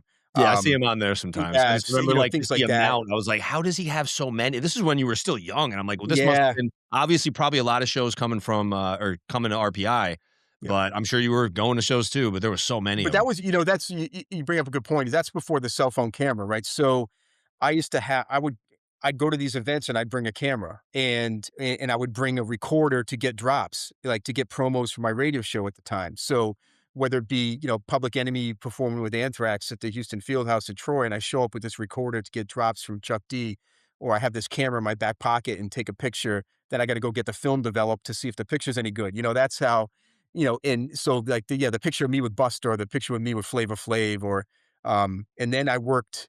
So there was, similar to the CMJ, there was another magazine called Impact, which was an industry magazine for urban music. And the woman who ran the rap chart was a legendary Philadelphia rap um, person. In on the back of like the Cash Money and Marvelous first album, or Three Times Dope, or any Philly Steady B, she was always mentioned. Name was Jackie Paul, and so I became friendly with her because I would send her my rap chart, and she saw my newsletter, and we kind of hit it off a little bit, and she hired me to work the Impact convention. Um, it was an annual event, kind of like a Jack the Rapper, or one of these events that you used to hear about in your music seminar, and it was all urban music focused. And there was one in Atlantic City. There were a couple in South Beach, Miami. One was in Reno. One was in Nashville.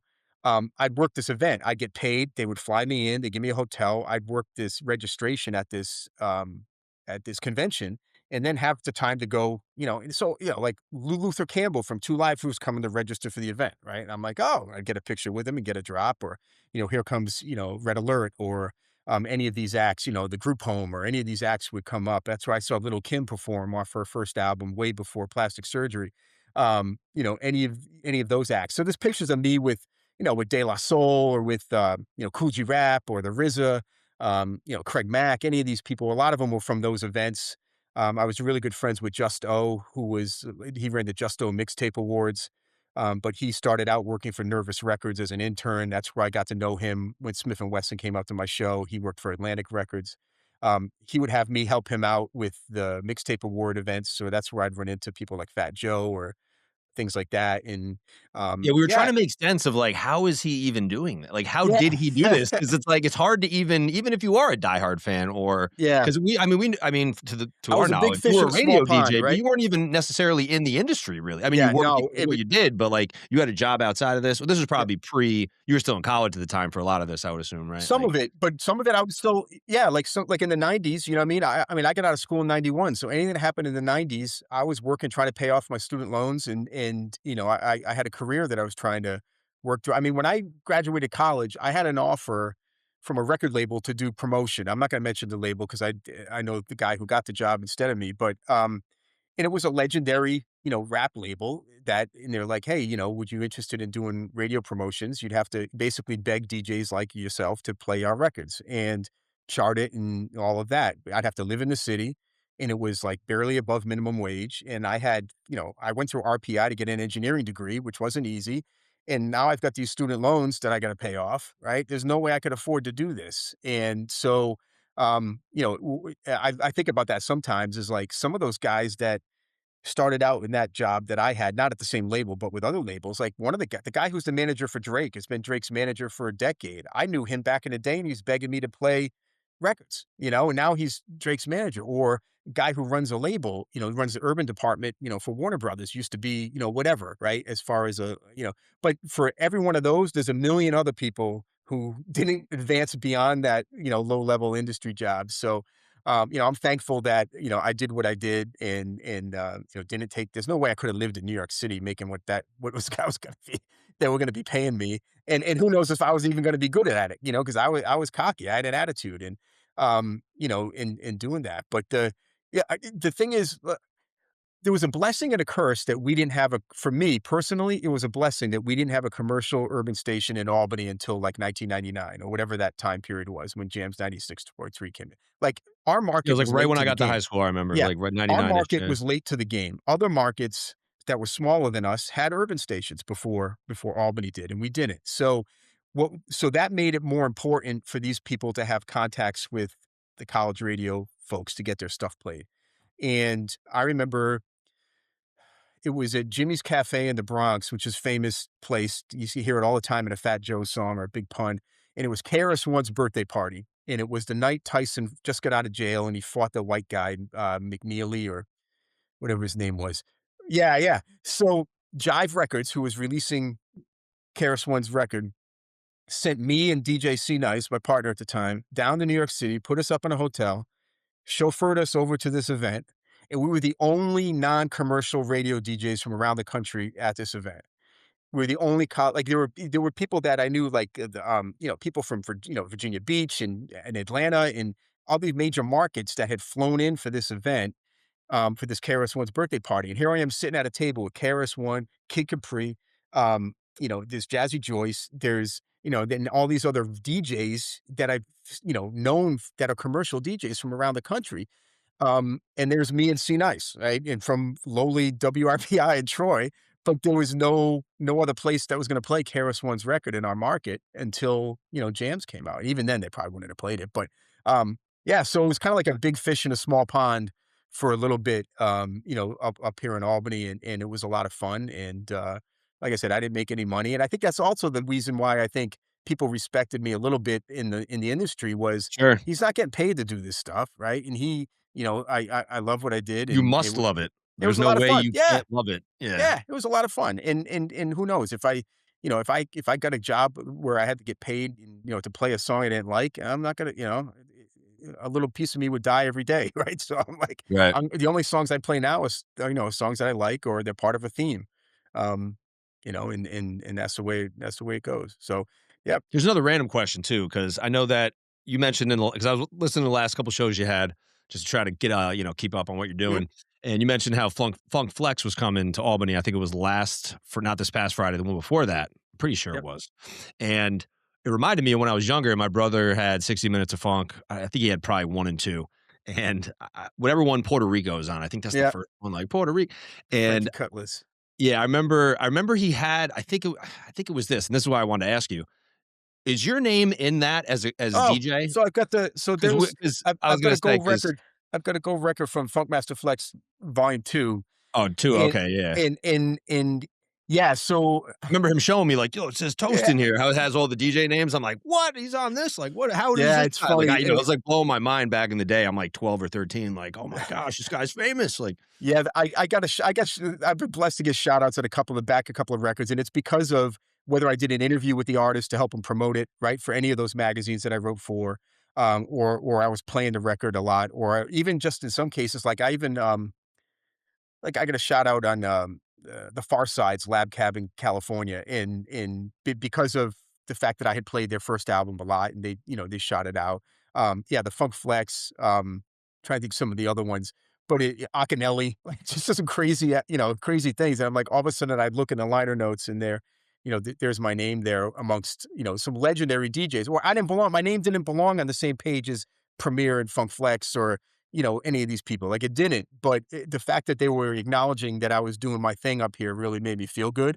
But yeah, it's like which of these things doesn't belong here? Yeah, my name didn't belong there. I mean, I remember one time there was a magazine and they were the Fader, right? The Fader magazine was a hip hop magazine that Rob Stone put out. But anyway, in the first issue, they were polling DJs for like top 3 picks. And, like, on the same page as DJ Premier's top 3 picks, it says, DJ Toast, WRPI, and my top 3 picks. I'm like, I don't even belong in the same book as Premier, let alone on the same page. But, they wanted to get sort of a sampling of DJs from around the country for some of that stuff. It was, it felt good. It felt good. And, but I also felt kind of like a little bit of a fraud because I'm like, yeah, these guys are legendary people that I look up to. And then my name's on the liner notes right next to them. It was kind of funny, but and speaking of the records too, because as for people that are watching this, or even if you're listening, I'm looking right into my camera, so I'm not really looking at Toast's camera, but I see it, the corner of my eye. Can you speak on what we have in the background here a little bit? yeah. You might have mentioned a couple, but again, Yeah, so like over my radio career, like I said, I've been blessed to get acknowledged for helping some artists, and the record labels or the management or whatever would gift me a gold record. So it would say, so the first one I ever got was from Cypress Hill's first album, and it's right over here. It's got the old Rough House logo, which I'm gonna have to, it's got an orange and red logo, and it's off their first album. So it's, just, presented to me. It actually has my real name and DJ Toast in the middle. so dope. And then I've got the other one I got behind me is the Temples of Doom, which was their third album, Cypress Hill. And then Funkmaster Flex Mixtape Volume 2. I've got one from Onyx. I've got one from Naughty by Nature. They're down in the basement. I've got Because a I don't even couple of know if I others. know how that works. They can just gift that to somebody that was Yeah, yeah. influential, or Yeah. Yeah, they could just so it would really come from the record label or the management, and they would say, "Okay, this person has been," um, I'm just assuming, like, I've never had to do it, but I'm just right. assuming, "Hey, this person was helpful in the promotion of this record. This record has had success. We're gonna gift them a gold record." A lot of times they'll send them to like a commercial radio station. Like if you go in the lobby of Hot 97, there's a billion of these things, from any of artists that went through there. And so I've gotten a few. I know a DJ, friend of mine, Mike Nardone out of LA. He had an underground hip hop show in LA for years. He's the one who sent me the Cypress Hill demo before they were even signed. He's got gold records like crazy just from anybody because he was, playing him in LA before. And then he had a commercial Yeah, station. I didn't think I realized how often the radio stations get those, or the DJs. Yeah, I yeah, don't think I but realized mostly that. commercial. Like it's rare for a college, like I said, because there was no commercial outlet in Albany. These people were gifting it, a couple of them to me, and like I said, I got an Onyx one and yeah, Naughty by Nature and some others, but the ones behind me are the ones, the Funk Flex Mixtape Volume 2 and then the 2 Cypress Hill ones.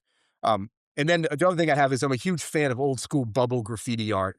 So, Cope 2 is a legendary graffiti artist, and he with the bubble design. So I got a couple of prints, of his just to kinda 'cause I think it looks cool, like, and if you look at, the Rappers Out of Control T-shirt, if you listen to Rappers Out of Control on Sirius, their logo was done by Cope with the bubble, and that's the thing too, I tried my hand at graph once, and I'm like, "Oh, yeah, I stink." Like, anything artistic, I'm Yeah, it's not good at amazing that. what they can do. Like, Oh my god, it really is. a big fan of that, so, yeah, that's what I got behind me. Those are the 3 that kinda mean the most to me, and, Yeah, it's pretty cool. Yeah, I like them. And then, I try to tell my kids, well, you know, I don't want to see these on eBay, when I pass, I want to see Right. keep them for me. Yeah. That's But funny. that's funny. Yeah. So back to your show too, Grown Man Rap Show. I mean, do you still see yourself doing this for a while? I mean, is it just kind of you're just doing it? Obviously, you love to do it, and you Yeah. just keep coming back. But I Yeah, mean, I I'm like to, assuming you probably keep planning on keep doing it. the thing I like doing is a theme. So like on Bill Withers' birthday, for example, I did a Bill Withers tribute where I would play classics from Bill Withers and then the grown man rap songs that sample those classics, right? So to try to, go off of that, or I'll pick a break, whether it be Skull Snaps or Funky President or something like that, and just play all songs that, are taking that break or that sample, or I'll do a tribute like I mentioned before, whether it be a Lord Finesse or an Easy Mo B or a Diamond D tribute, and just play tracks. I remember I did a Little Fame from MOP on his birthday because he, produces music under the name Fizzy Womack. So Yep. I'd play some of his tracks that he's produced for other acts, and then songs that he's on, one of my favorite artists, and things like that. I like doing that, kind of rap nerd out a little bit. I know Oh St. yeah, like this Patrick's most Day. recent episode with the dice game. I mean, you were going Yeah, in just kind of explaining all like I'm like I that's was awesome. just in Vegas and I played a lot of craps, so I was thinking about the dice game and, casualties of a craps game, a dice game, whatever the Big L song was. Sometimes I'll rap like one year for St. Patrick's Day, I did all songs that mentioned Guinness Stout in it, right? And just kind of, just taking it, Yeah. just kind of nerding out on that. And then sometimes I'll pick a year. Like, the thing about 2026 is just 30 years from 1996, which I think was one of the best years for the type of music that I like. And all the records that came out in 96. So I did a 96 episode earlier, and I'll probably do, four of them this year because there's so many great bangers from 1996.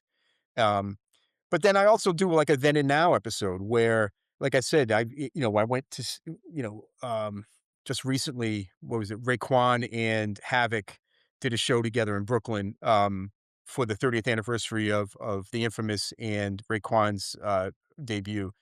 And then Mass Appeal releases new music, right? Did new music for them. So I did a then and now. I would play an old Mobb Deep track and a new Mobb Deep track, or I do an old Raekwon track and a new Raekwon track, or a new Slick Rick track, and just kind of mix it up that way, yeah, as well. So, yeah, different themes and different vibes, for the show, and I still enjoy doing it. It's been bad luck that a lot of Sundays this year it snowed like crazy, so it's Yeah, because 'cause you're still sometimes it's going to the show and then you're just I'm posting it, right? You're still going to the show the way you normally or to the I radio do it station in rather the person. way you Yeah, normally it's would, yeah. it's all in person. I drive down to Troy and set up my stuff and do a show, and I record it all, and then post it on that following Monday on SoundCloud for the world to hear it for free. And just Do you think there's any portion of, like, the younger, like, actual college crowd that is as into this as opposed to, like, the newer hip hop that's coming out? I mean, it's probably well, hard to know really because again, how do you really know when you can't really track it, but right. But, I can see who's streaming it, right? So I can see Oh, right, yeah, so you who's have on the that now, website, yeah. right? Which is good. It does well on the streams, but, and I can see who's listening live on the website, at that point. But you're right. But the 2 things I will say was, um, there was not Reddit, what's it called? Shoot, this is where I'm having a brain fart. But anyway, a couple of students from the station had said something and said, "Hey, there was a post on." Um, I forget what it's not Reddit, but I can't think of it at the moment. But anyway, there was a post on this internal RPI thing where people were talking about your radio show. And I was like, oh, really? I said, was it all bad? Like, was there anything good that was in there? They're like, no, people were into it and blah, blah, blah, blah. So, and then there's another student at the station who does a show, um, and he had come up and said, "Yeah, I was listening to your show, and it got me like, hey, I could do a show. I'm going to do a show." And so yeah, so I know. I mean, as far as younger generation, that's not really my target audience. But if I turned like my kids know who Nas is, and my kids know, they're maybe more into J. Cole or Kanye or something like that, but they know the classics, the boom bap, type of stuff as well. Like they'll say, "Hey, there's a track on this new J. Cole record you might like," or something like that. My kids will they're 26 and 23, so they'll turn me on to onto something every now and then. But my target audience is grown man rap, right? You know, Right, yeah, I figured that is, what yeah, you yeah, what I'm you're playing getting. I'm stuff just and always curious to see if there's any kids on campus that, like, somehow found out about it because, I'm assuming a lot of kids, they're just checking Spotify, it's just yeah. their generation. They're not really checking the radio the way that we used to. But I would think too on SoundCloud, you probably get some level of, stats, right? Can you Oh, see, yeah. like, demographics of, like, who's tuning in? Like, I'm sure the Yeah, pro it account gives you probably gives yeah, you that a little bit? SoundCloud will give you the number of spins and the top listeners and then, like, where they come from, right? That's And there's cool. probably more, I just haven't investigated it, Right, but, yeah. you know, it's amazing. A lot of people from Eastern Europe, for some reason, like, I can imagine they understand what I'm saying, but as far as the music goes, obviously, that's universal. A lot of people from Central America, I don't understand that, not South America. Interesting. So some Central American countries, and then obviously a lot of East Coast. I mean, I grew up playing East Coast hip hop, so a lot of it's people who are into, New York based. I mean, I'll do play. I think King T is highly underrated. Like from what he's a dope West Coast artist, so I'll play some West Coast stuff every now and then. Someone will say, "Why don't you do a West Coast tribute, or why don't you do a UK hip hop tribute, or why don't," I'm like, I'm not knowledgeable enough, to do. I mean, my version of a UK hip hop tribute would be a bad tribute. Like, I don't Right, know what yeah. that is, right? But people hit me up with show ideas too. Hey, what about this? Someone just hit me up and said you should do a DJ Spinner tribute, and I'm like, sure, like I'm all for it. And I want to get back to doing more interviews too. Like when it was different when it was Paul Nice and I. And you had two people up there, and you could do an interview. I remember like when the Beat Miners would call up, and I had both Mr. Walt and Evil Dion at the same time, or when Lord Finesse called up, or K Def or Ski Beats or any of these producers that I really think are It'd be dope amazing. for you to post if you have all those recorded, it'd be dope for you to post those online too, Yeah, like just the phone recordings. interviews. Yeah, I want to do that. I want to get all just the interviews because right now the interview is in the middle of a 2 hour radio show, right? So you've got 45 minutes of music, you've got a half-hour conversation, and then 45 minutes of music. But just some of the stories from some of these people, is just amazing. And then having when I had Paul up there in as come looking at it from producer mindset, where he would talk to Easy Bo me about the difference between an MPC and an SP12, and then I'm just like, I'm out. Like, I don't know. I don't know any of that, right? Or when we did our Paul C tribute, and talking about how he chopped a snare versus how someone else chopped a snare. Well, I'm not, okay, I know what that means, and I know the difference in the sound, but it always good. But yeah, the beat miners keep hitting me up like, and when can we come back on? I'm like, yeah, I'd love to have you guys back on. And so I'm gonna that's gonna be something I'm gonna try to do this year is to leverage some of my contacts to get more of those interviews and to do more of those tributes, even if I've already done it. Like when I had Ski Beats call up and fanboy out with him about all his stuff he did for Jay-Z or Camp Low or even the stuff he produced for Fat Joe and things like that. There's I mean, another that's why guy. I got into the podcast thing. I knew it could be an amazing way to obviously, get in contact with people like you that have been doing it for so many years, and people wanna see it. People are Yeah. still there. Obviously, they're on your channel on SoundCloud. They're still listening, Yep. and that's the beauty of the internet, I guess. You can reach everybody. So that'd be Yeah, dope if you and got and back big into up that. to you, That'd be big up amazing. to your previous guests because I listen to all those episodes. I drive a little bit every now and then for work, and nothing passes the miles better than listening to a podcast about music, and that's what I do. I do all the time, whether it be Cypher Sounds podcast, and I just caught up with yours. I know Vinny Paz just started one, Yeah, I saw that. with, Yep. with some music, and listen, that keeps me Hey, man, engaged, that and means it. that means a lot coming from you, man. Now Yeah, it's no, like it's funny. great, and listen. All these years now, I'm doing a podcast, so it's funny how it I mean, works. who Like, knew there were rap full battles in circle. Oneonta? You know what I mean? Like, this Oh, was I know. amazing to learn about and, well Yeah. attended, right? And I'm a It's fan of funny, Jake's. there was, a couple people there was actually a pretty notable name that came out of the battles there that they went to Cortland. So one year we got together. I helped put on the battle one of the years, and we went to Cortland because I was in Oneonta. We went to Cortland to try to get people to come, and I didn't know this till years later, and then Rhythm J let me know, but, Matter of Fact from the Doppelgangers was in Oh, one of the battles, which I didn't even know that at the time, and then, like, holy shit, and this was right when I started really getting into Doppelgangers because I yeah, love them. yeah. And, it's simple as that. It's so funny. You look back, you're It's like, funny how I you had don't no know who's idea. Like, yeah, I wouldn't even remembered that. Yeah. yeah, who's in the area. So, to go back a little bit of a story, in the winter of '91, so the fall of '91, like December. So I'm almost I was a December graduate at RPI because I did a co-op. So I took 9 months and worked in South Jersey, right outside of Philadelphia, in the middle of my college thing to get some work experience and to make some money, which was great because that's where I first bought my turntables on South Street in Philadelphia. But anyway, that winter of '91, December of '91, there was a show. It's in Springfield, Massachusetts, and it was Public Enemy, Queen Latifah, Naughty by Nature, A Tribe Called Quest, Leaders of New School, right? All of those people in one bill at the Springfield Civic Center. And the guy who was doing promotion for Def Jam gave me like a dozen tickets, right? So, but I had to make my way out to Springfield. And come to find out, the female rapper Sweet Tea, who was on Profile Records, she had the song It's My Beat and a bunch of other tracks. Her brother was going to Hudson Valley Community College and was listening to my show. And he had called up and said, "Hey, I'm going to this show in Springfield. Q-Tip left me some tickets. You want to go?" And I was like, I didn't know this guy from anybody, just some random dude calling up the station. And I'm like, yeah, I got a dozen tickets as well. So bring your boys. Like, let's all go to this show.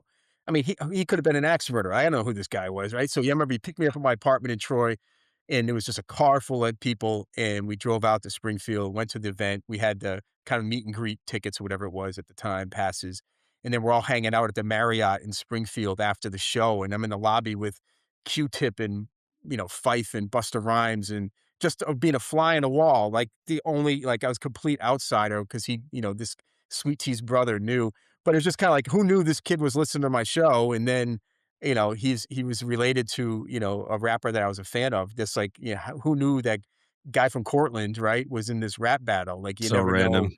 Yeah, Right. it's just so random that those things happen. But yeah, it's cool. Yeah, yeah. Like I said, I listened to both podcasts. I met Jake Palumbo for the first time in person this summer at an event. It was a Fat Beats anniversary event I almost outdoors went down to that. I was in very Brooklyn. close to going, and Oh, last minute listen, I didn't end up going, but I'm so glad I went because Natural Elements performed, and I've always been a big fan of theirs. They performed.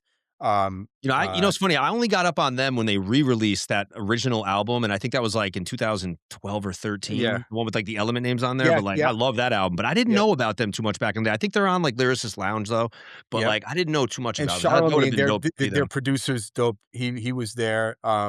And then like the High High and and the Mighty, Mighty. I'd yeah. never seen the High and the I Mighty wish, live. yeah. I'm so bad I And didn't get to see listen, them. I didn't know I mean, it took me years before I knew that the MC had such an ill voice. I thought he was black. Like, I didn't even think he was, until I saw the record. I was like, "Oh."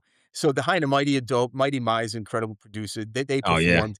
And then, Large Professor I've seen perform a million times. I'm a big fan of his. And then, but to see Lord Finesse perform and not just DJ, like he actually, he rapped a bunch of, just classic tracks, and I'm a big Lord Finesse fan. And like I said, he called on my radio show once and was just mad humble. And, some people cop an attitude, and usually the people who you think of all the people I talk to, you've got this, high and mighty attitude. Like, how is that?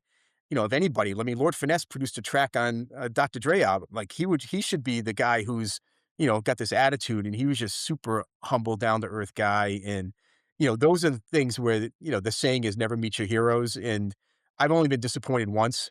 Everybody I've met over the years, has been super humble. Even if I'm fanboying out, like the first time I met Ice-T and I was like, "Yo, your Power tape. I bought that tape and wore that tape out a million," and he was just, and then I saw him, Razkaz had an album release party in the city. He did a record with Apollo Brown years ago, and oh yeah, I love that record. Ice-T Yeah. was his guest down there, and, Oh I ran really? into Dope. Ice-T then, and I'm fanboying. I was showing him a picture of me and him in '91, like, "Look, this is us, 30 years ago." Everybody's been cool, it's great to see. And then I did this event, I don't know, a couple of years ago, where I brought Smith& and Wesson up again, Oh, great show. I was because there. I've Yeah, been great friends with show. them for a while. And then when El Gant brought Razkaz out as a Yep. surprise, and He did Golden Razkaz did that, Child. Yeah. yeah, and he did that Soul on Ice Diamond D remix, and I was just like, "That's it. I could die happy. Like, this is," and El Gant didn't have to do that. He didn't have to, bring Razkaz up, and he did that on his Shot a own. video that day too before, and, Yeah, I've he's seen that. and he was in the video with us. It was Yeah, awesome. Yeah, that yeah, was he super just, cool. I mean, you want to talk about underrated, rapper, Super nice guy. He was the man. Such a nice guy. Oh my super gosh. nice guy. And Yeah. I mean, should have a lot more, commercial success than he has, but I don't think he's complaining. Yeah, But he's he's one of those just, guys that's like yeah, you're right. Like he never had like that level of commercial, but he was like so close So to, close. Yeah. so And then close. so Yeah. many those opportunities that you hear about, with the sneaky with the record business and all of that too. Same thing with J Live, right? And those types of things. So anyway, I did that event. That was fun. Yeah, speaking of that show, not to cut you off, I actually have recordings of like every set. Oh So if you wow. don't have that and want it, I could send it to you because I was Oh just yeah, right in the front that would row. be I was great. like recording like almost every set. I don't know if I got everybody, but Yeah. but yeah, I'll send that to you because I Yeah, got that that was a in lot of the fun, bank. and I was just thankful that the venue was willing to, do some local hip hop, and I know the first one they had done was Ill Bill, and then I talked to them, and they're like, "Yeah, we're looking to do maybe a few more," and I'm like, "All right, let's try to put something together." And then when Czarface came and stuff like that, it was Czarface was a crazy show too. That was packed. oh Yeah, there was a phenomenal. lot of Yeah, people that at was the a great Czarface show. yeah great show. So I hope for more. I know like did you go to that Funk Flex one at Rylax or whatever No, that? I didn't end up going down. No. Listen, I like no, so 95, 96 Funk Flex, when he had the Friday Night Street Jam on Hot 97, those tapes got passed around everywhere, and I have a bunch of those. Would he know you And if you went and you told him who you were? no, No, I no, didn't know how well if no, you had a no, relationship with him or not like that. Yeah. no, like, his manager at the time, Jessica Rosenblum, I knew really well, and she's famous in the music industry. We ran in circles the same, like, we ran into each other a lot, but he wouldn't know who I Right. Yeah. no, Figured absolutely I'd not. Um, but, but I've been to many events, so I went and saw, what was it, Wu-Tang at Terminal 5 years ago, I don't know, maybe 10 years ago, 8 years ago, and he DJ'd, but, you know, back in the day, Funkmaster Flex, 95, 96, those tapes, those radio shows, influential, like, he was playing all the same stuff I was. He was playing and then doing a much better job of it, of course, but playing all that street stuff. And those tapes passed around, and I have a bunch of those now still, which are really good. The Funk Master Flex now in an event, if you want to hear him do 8 bars of 400 songs, that's what he's going to play. He's going to play 8 bars of this. He's going to run into 8 bars of this. He's going to run 8 bars of this. He's going to, and I'm just like, I'm over it, you know? But I'm of the mentality now where I'm going to go to as many shows as I possibly can.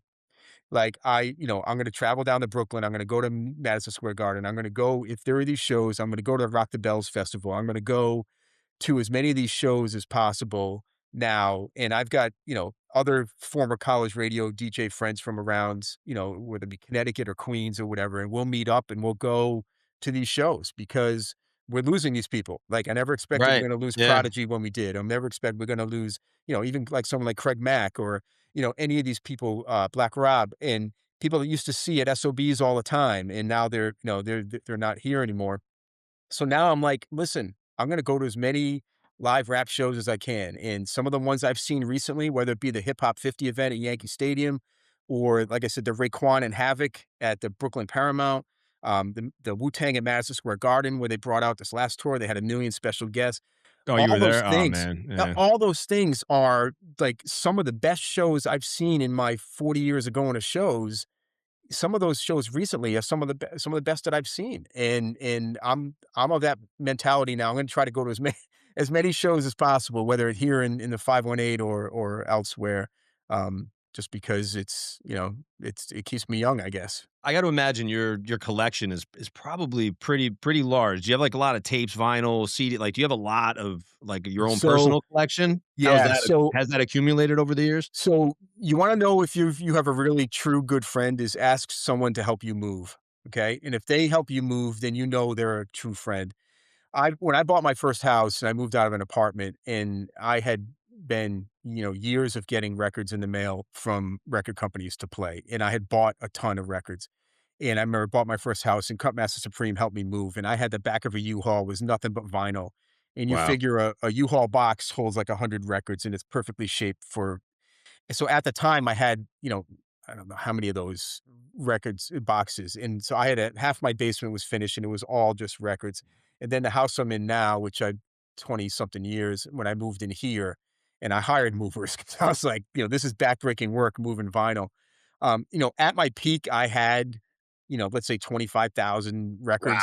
Wow. I mean, and the only way I could know that is because each one of those U-Haul boxes holds about 100 and I had hundreds of those full of records when the moving company moved me in I to mean, I this believe it house. too, because I mean, I've seen a video of like Eclipse, and he's showing his records, like Oh, radio oh, DJs, he's 30 he's worse years. than It's me. like, Yeah, because It's because just he endless. would have, I don't know how you do that living in Queens. Like you don't have a lot of storage space, right? And he's Right. I think it's all in walls in yeah, it. The exactly. video I saw of And he's him. big into it. And but then so I'll tell you this, during COVID, I sold a lot.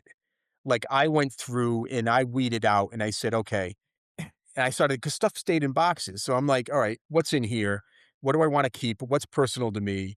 And do I really need 4 copies of the State Property album? Right? No, I don't need this. Doesn't mean anything to me. Where are you Okay. selling them? Right. And I did on eBay. Dope. So and listen, as you know, I would imagine like stuff takes time, right? Sure. But during COVID, for my day job, I wasn't traveling, so everything was on a Teams call or whatever. So I had this time, and I weeded through my record collection and got rid of a bunch of stuff that wasn't didn't have a personal meaning to me, and other stuff too, whether it be comic books or, whatever. I get rid of a bunch of stuff that really wasn't, didn't really mean anything other than the music. Now some of it I probably regret. Like there's some stuff I got rid of. Like I had some, Cool G Rap test pressings that went for a lot of money to, Oh, wow. someone in Japan.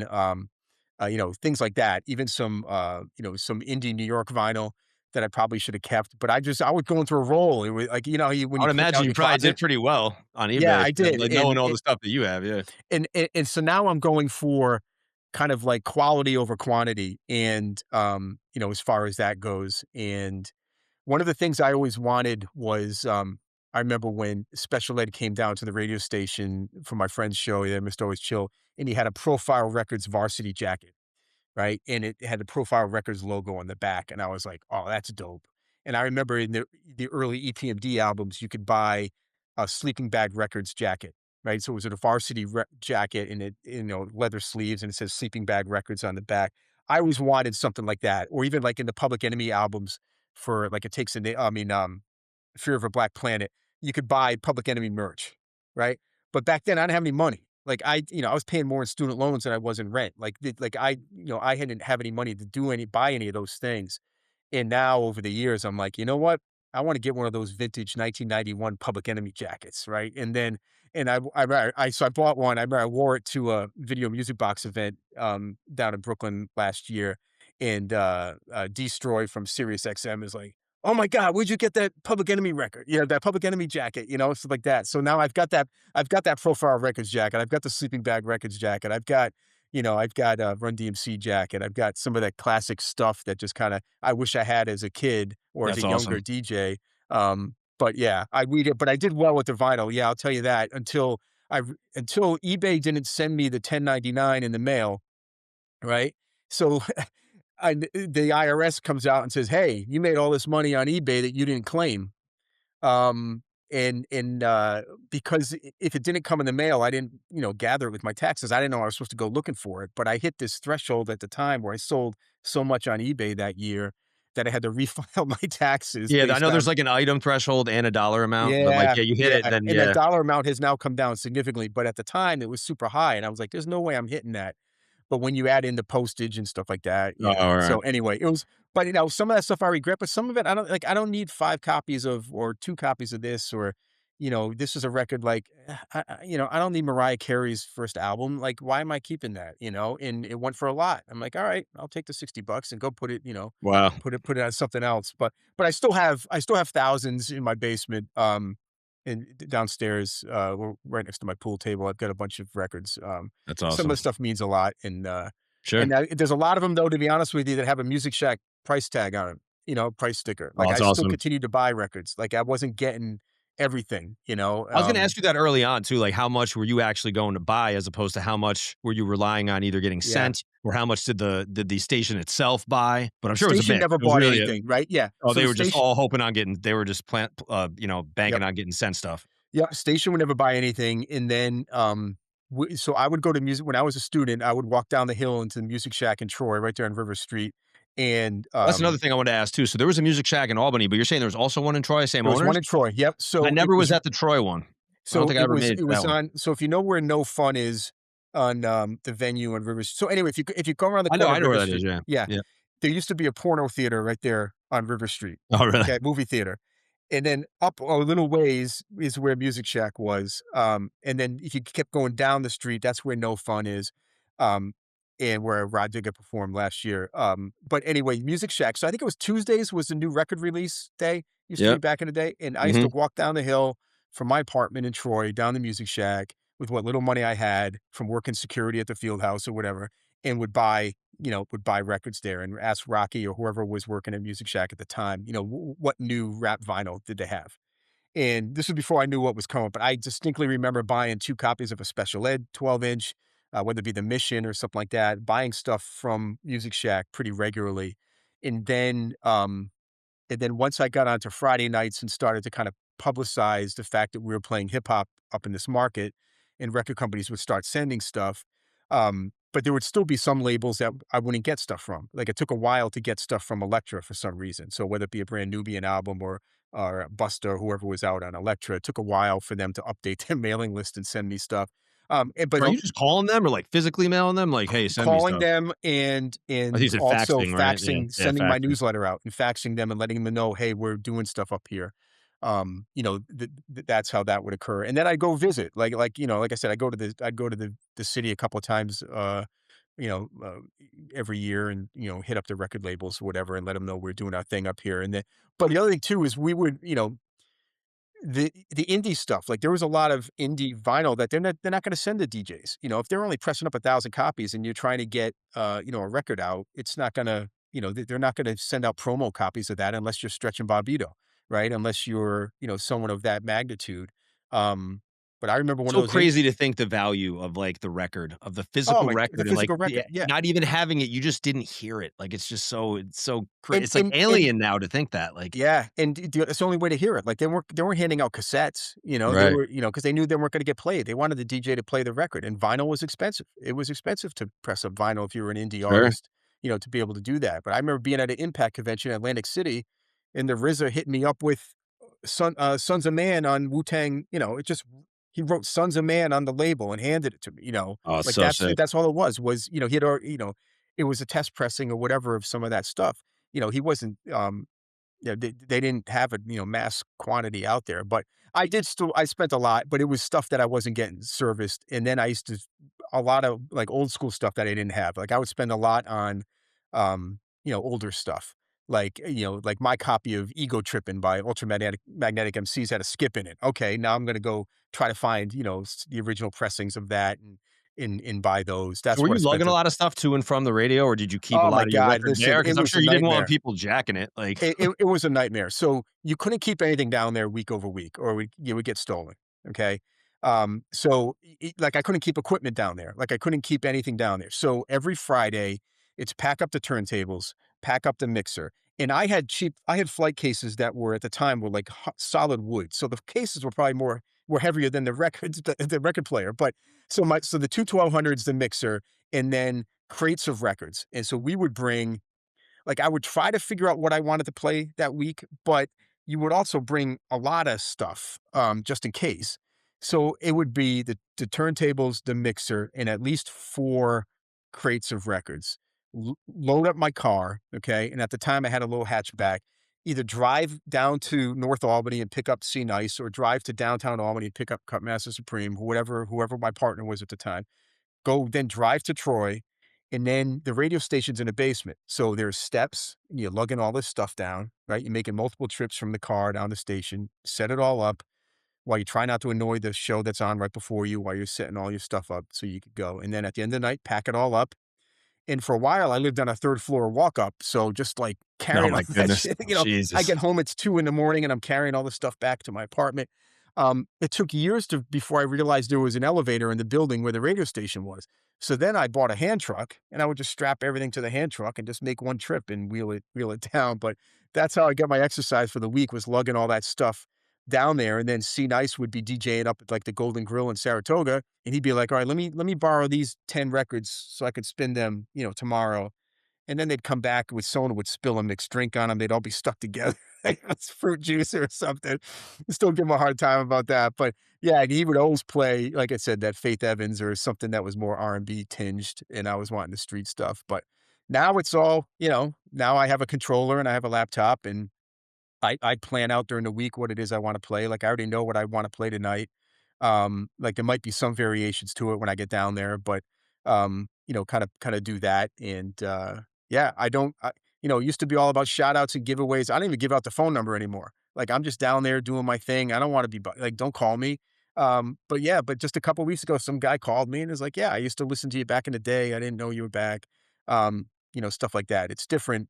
It's different now, but like I said, I still love it and still love playing the music. Whether I have one listener, I have 100 listeners, it doesn't matter to me. Oh yeah, that's clear for sure. And I mean, just your whole career is just amazing. I mean, '89 is when you started. You're still doing it. Obviously, you had that dip from Yeah, I had '06 8 to years where I was 14, away. but I Yeah. mean, even that aside, it's really Yeah. incredible to have a conversation and just to think back on how much different it was back then. I mean, I went to college in 2003. Even that's so farther out than when you started. It really is amazing hearing these stories about lugging records and just the plan that you had to do just every week and calling all these calling all these labels to Yeah. get there was so much value in that back in the day. And I'm obviously, that, but I hope there's some people in a younger generation that might catch this podcast and get a glimpse into, just what you did back then as to what you do now. And it's pretty much a lot of the same. I mean, physically it's probably a little bit different, but Yeah.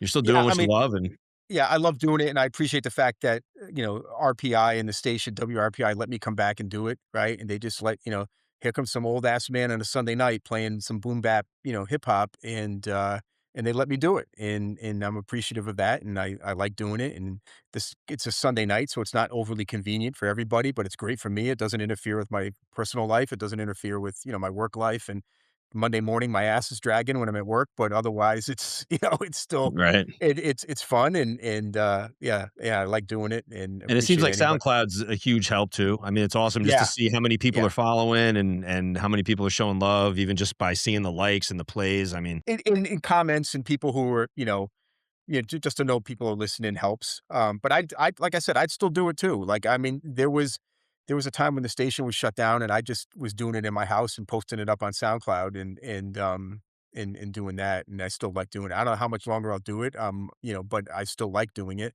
I'm starting to run out of ideas, so I'm gonna have to start to repeat yeah, repeat I'm some of looking these. back at some of these too, and it's like I know that these are not easy just to just come up with. Obviously, you're Yeah. researching, you're figuring out like what makes sense for the topic, and a lot of work, definitely. I mean, I could tell a lot of work goes into this Or for sure. even like the other one, like, yacht rock is a thing now, right? But back, I did a 3-hour yacht rock special years ago where it was like, other than Warren G and Michael McDonald, like there were a ton of other grown man rap songs that sampled some yacht rock tracks, right? And, whether it be Georgie Porgy from Toto. So I did a 3-hour show on that. Just some other ideas like the Aretha Franklin birthday tribute I really liked. Otis Redding is probably my favorite soul singer of all time, was the kind of the soundtrack to my wedding.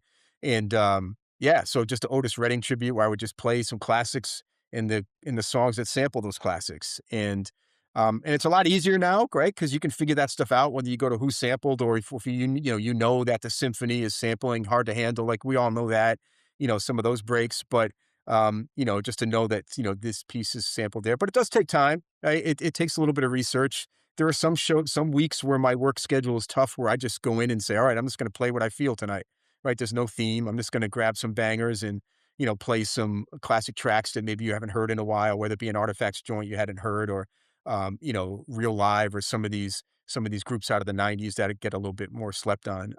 Just show them some love. Yeah. And it Yeah, takes me back, makes me feel young at heart until yeah, it's Monday man. morning at 8 and my ass is dragging. Then I don't Right. feel young at heart anymore. Yeah, man. I'm hoping this reaches some of the youngins and Yeah.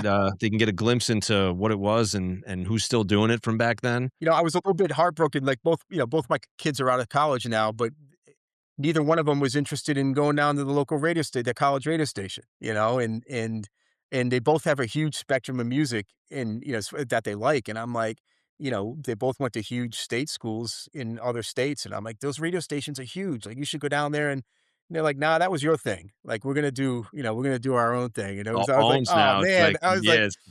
but that's funny you talk about the one thing I will say is the kid, like they said, the current students at the station are, very accommodating and let me come down, but they're also interested to, who was the guy who got the Snoop Dogg or the Biggie drop, for the station, like, cause they'll go on the computer and see all the different promos that are there, and you'll see a Biggie drop or a Snoop Dogg drop. I'm like, yeah, that was me. I got those for the radio station, you know. Yeah, So it's like, the kind of work it funny. took the work it took to get those, they just probably, like, have no idea, Yeah, and the Biggie travel and and have a recorder and, like, yeah. oh, when I used to go, so I'll just give real quick on the Biggie one, and I know we've been talking too long. It was one of my regular trips down to New York City, and I knew the guy who was worked at Arista Records, and really good guy, and you know, we hit it off, whatever, and he'd always look out for me. And there was one time I was in Atlanta for work, and Outkast were in the studio, and I wasn't playing a lot of Outkast, but let me, like, he said, "Hey, listen, they're down at this studio if you wanna swing by and meet the guys." And I was like, "Great," and I did that. But one time I was in the city, New York City, and visiting him, and he said, "Hey, listen, Biggie's in the studio down the street. I was about to go stop down. You wanna go down?" And I was like, "Hell yeah, like, let's go." And I had a recorder with me, and I remember we rolled into the studio, and I don't know what they were doing at the time, but, you know, and if they were just doing you know, something for someone else, or because I know the Junior Mafia record was already out, but whatever. And it was like Biggie and Little C's, and they're rolling up something, and right there in the studio, and he introduced me as, you know, he said, you know, "It's a Toast from Albany. What up?" He recorded a drop. He messed up the drops, and we recorded another one. And then I just bounced. Like, I knew I wasn't supposed to be there, and I wasn't looking to hang out. And I was like, "Yeah, thank you." And I kept it moving. And like that memory will always, that's going to be burned in the back of my mind when I'm on my deathbed. Like, you know, I spent 45 seconds with Biggie in the studio, you know, and he cut two drops for me. And I So just sick. happened to be lucky. Like, I was in the right place at the right time. And you know, and kind of got that sort of, you know, brief moment with a legend. Yeah, and if I didn't have the recorder in my bag, right? And I didn't have, we didn't have a cell phone, so it was no picture. But I had that recorder and was able to get that. So, and there were times where I was also like hesitant. Like, I remember Dre and Snoop in a parking lot of a hotel at this convention one time. Like, I was like scared to run up to him and get a drop. You know, this was deep cover time period, and I'm like, all right. My buddy, like, "You got a recorder, go up and get a job." I'm like, "Yeah, I'm not gonna bother them. They don't look." They've got the Fine don't. line, yeah, Yeah, there's a they've got fine this line. don't mess with me look, and there were like 40 dudes around them. I'm like, "Yeah, he's a short little white guy running up to him with a recorder. What are they? Like, I'm from TMZ or something. This is gonna be Right. funny." So, yo, good looks on the podcast, man. It was really awesome talking to you. Amazing story. Do you have any plugs, anything you wanna shout out? Yeah, I Obviously, I know mean, you got your show, but yeah, the Grown Man Rap Show is Sunday nights, 10 PM until midnight on, WRPI Troy, 91.5 FM here in the 518, or worldwide streaming at wrpi.org, or you can get you know, any of the episodes are free download or streaming. Just go to soundcloud.com/toast WRPI. That's all one word. I got to big up, you know, the guy who first invited me down to the radio station was Mr. Always Chill with the rap scene. Good friend of mine to this day, DJ C Nice, still friends of mine to this day. You know, those guys were pivotal in kind of welcoming me down to the radio station, where I was asking a million questions and just kind of watching what everyone was doing. And it was, you know, just a pivotal part of my love of hip hop, and how that kind of grew. Um, and then we've lost a few, right? A couple of people that were on RPI with the Cutmaster Supreme, Paul Nice, or even DJ Swift, who did a show with Nate the Great on Saturdays called the Super Friends, which was a great show. oh, you brought all the Um, pictures to that one show, I remember. I think it was the I don't yeah, know, Smith Wesson show where you, like, kinda yeah. had pictures of everybody, and it Yeah, was yeah, really cool. exactly. Yeah, so we lost some people, and, you know, so rest in peace to those guys. But and then all the other, listen, I'm even friends today on social media with guys that we supposedly had beef with in the college radio days back in the Oh, day, wow. whether they were on, you know, CDB or VCR, and you know, whether it be DJ Biz, or, you know, Chris Cool, or Mr. Samples, or DJ Rad, any of those guys that were, you know, just as pivotal as me in the 518 you know, radio era. So big up to everybody. And like I said, go to as many shows as possible. And like I said, thanks to RPI for letting me continue to do it.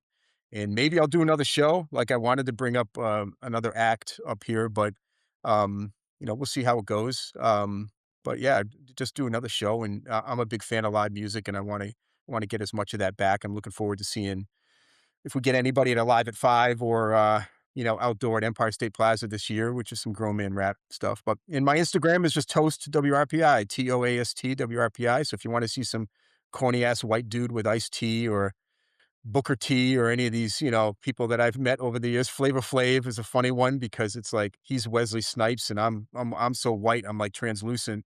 It's kind of like it's like a black and white cookie in one picture, me and Flav.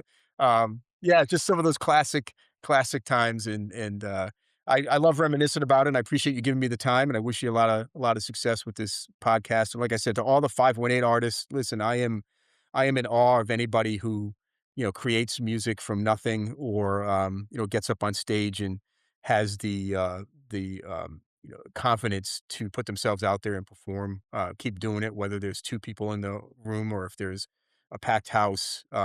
Keep that music going. And there's too many of them to name, and I probably missed a few in the beginning, but I was out of the game for a little bit, and when I came back and started going to shows and seeing some of these, Albany area musicians and performers, it's humbling. Like, there are a lot of talented dudes in this area. And ladies, like, there's a lot of talented people in this area, and you're one of them. And I appreciate everything you do. And thanks for the time Yeah, talking man. to this grown ass man on a podcast about old fashioned stuff that happened before you were born, probably. Hey, man. Much appreciated. It was really good talking to you. Big up to And Dennis. Say hi to Dennis yes, for me. yeah, he'll love the shout out. He'll love the shout Yeah, out. But yeah, man, thanks for coming on, and maybe I'll have you on again in the future. Everybody sure. that tuned in, thanks for watching or listening, and we'll catch you next episode, Audicratic Audio. Peace.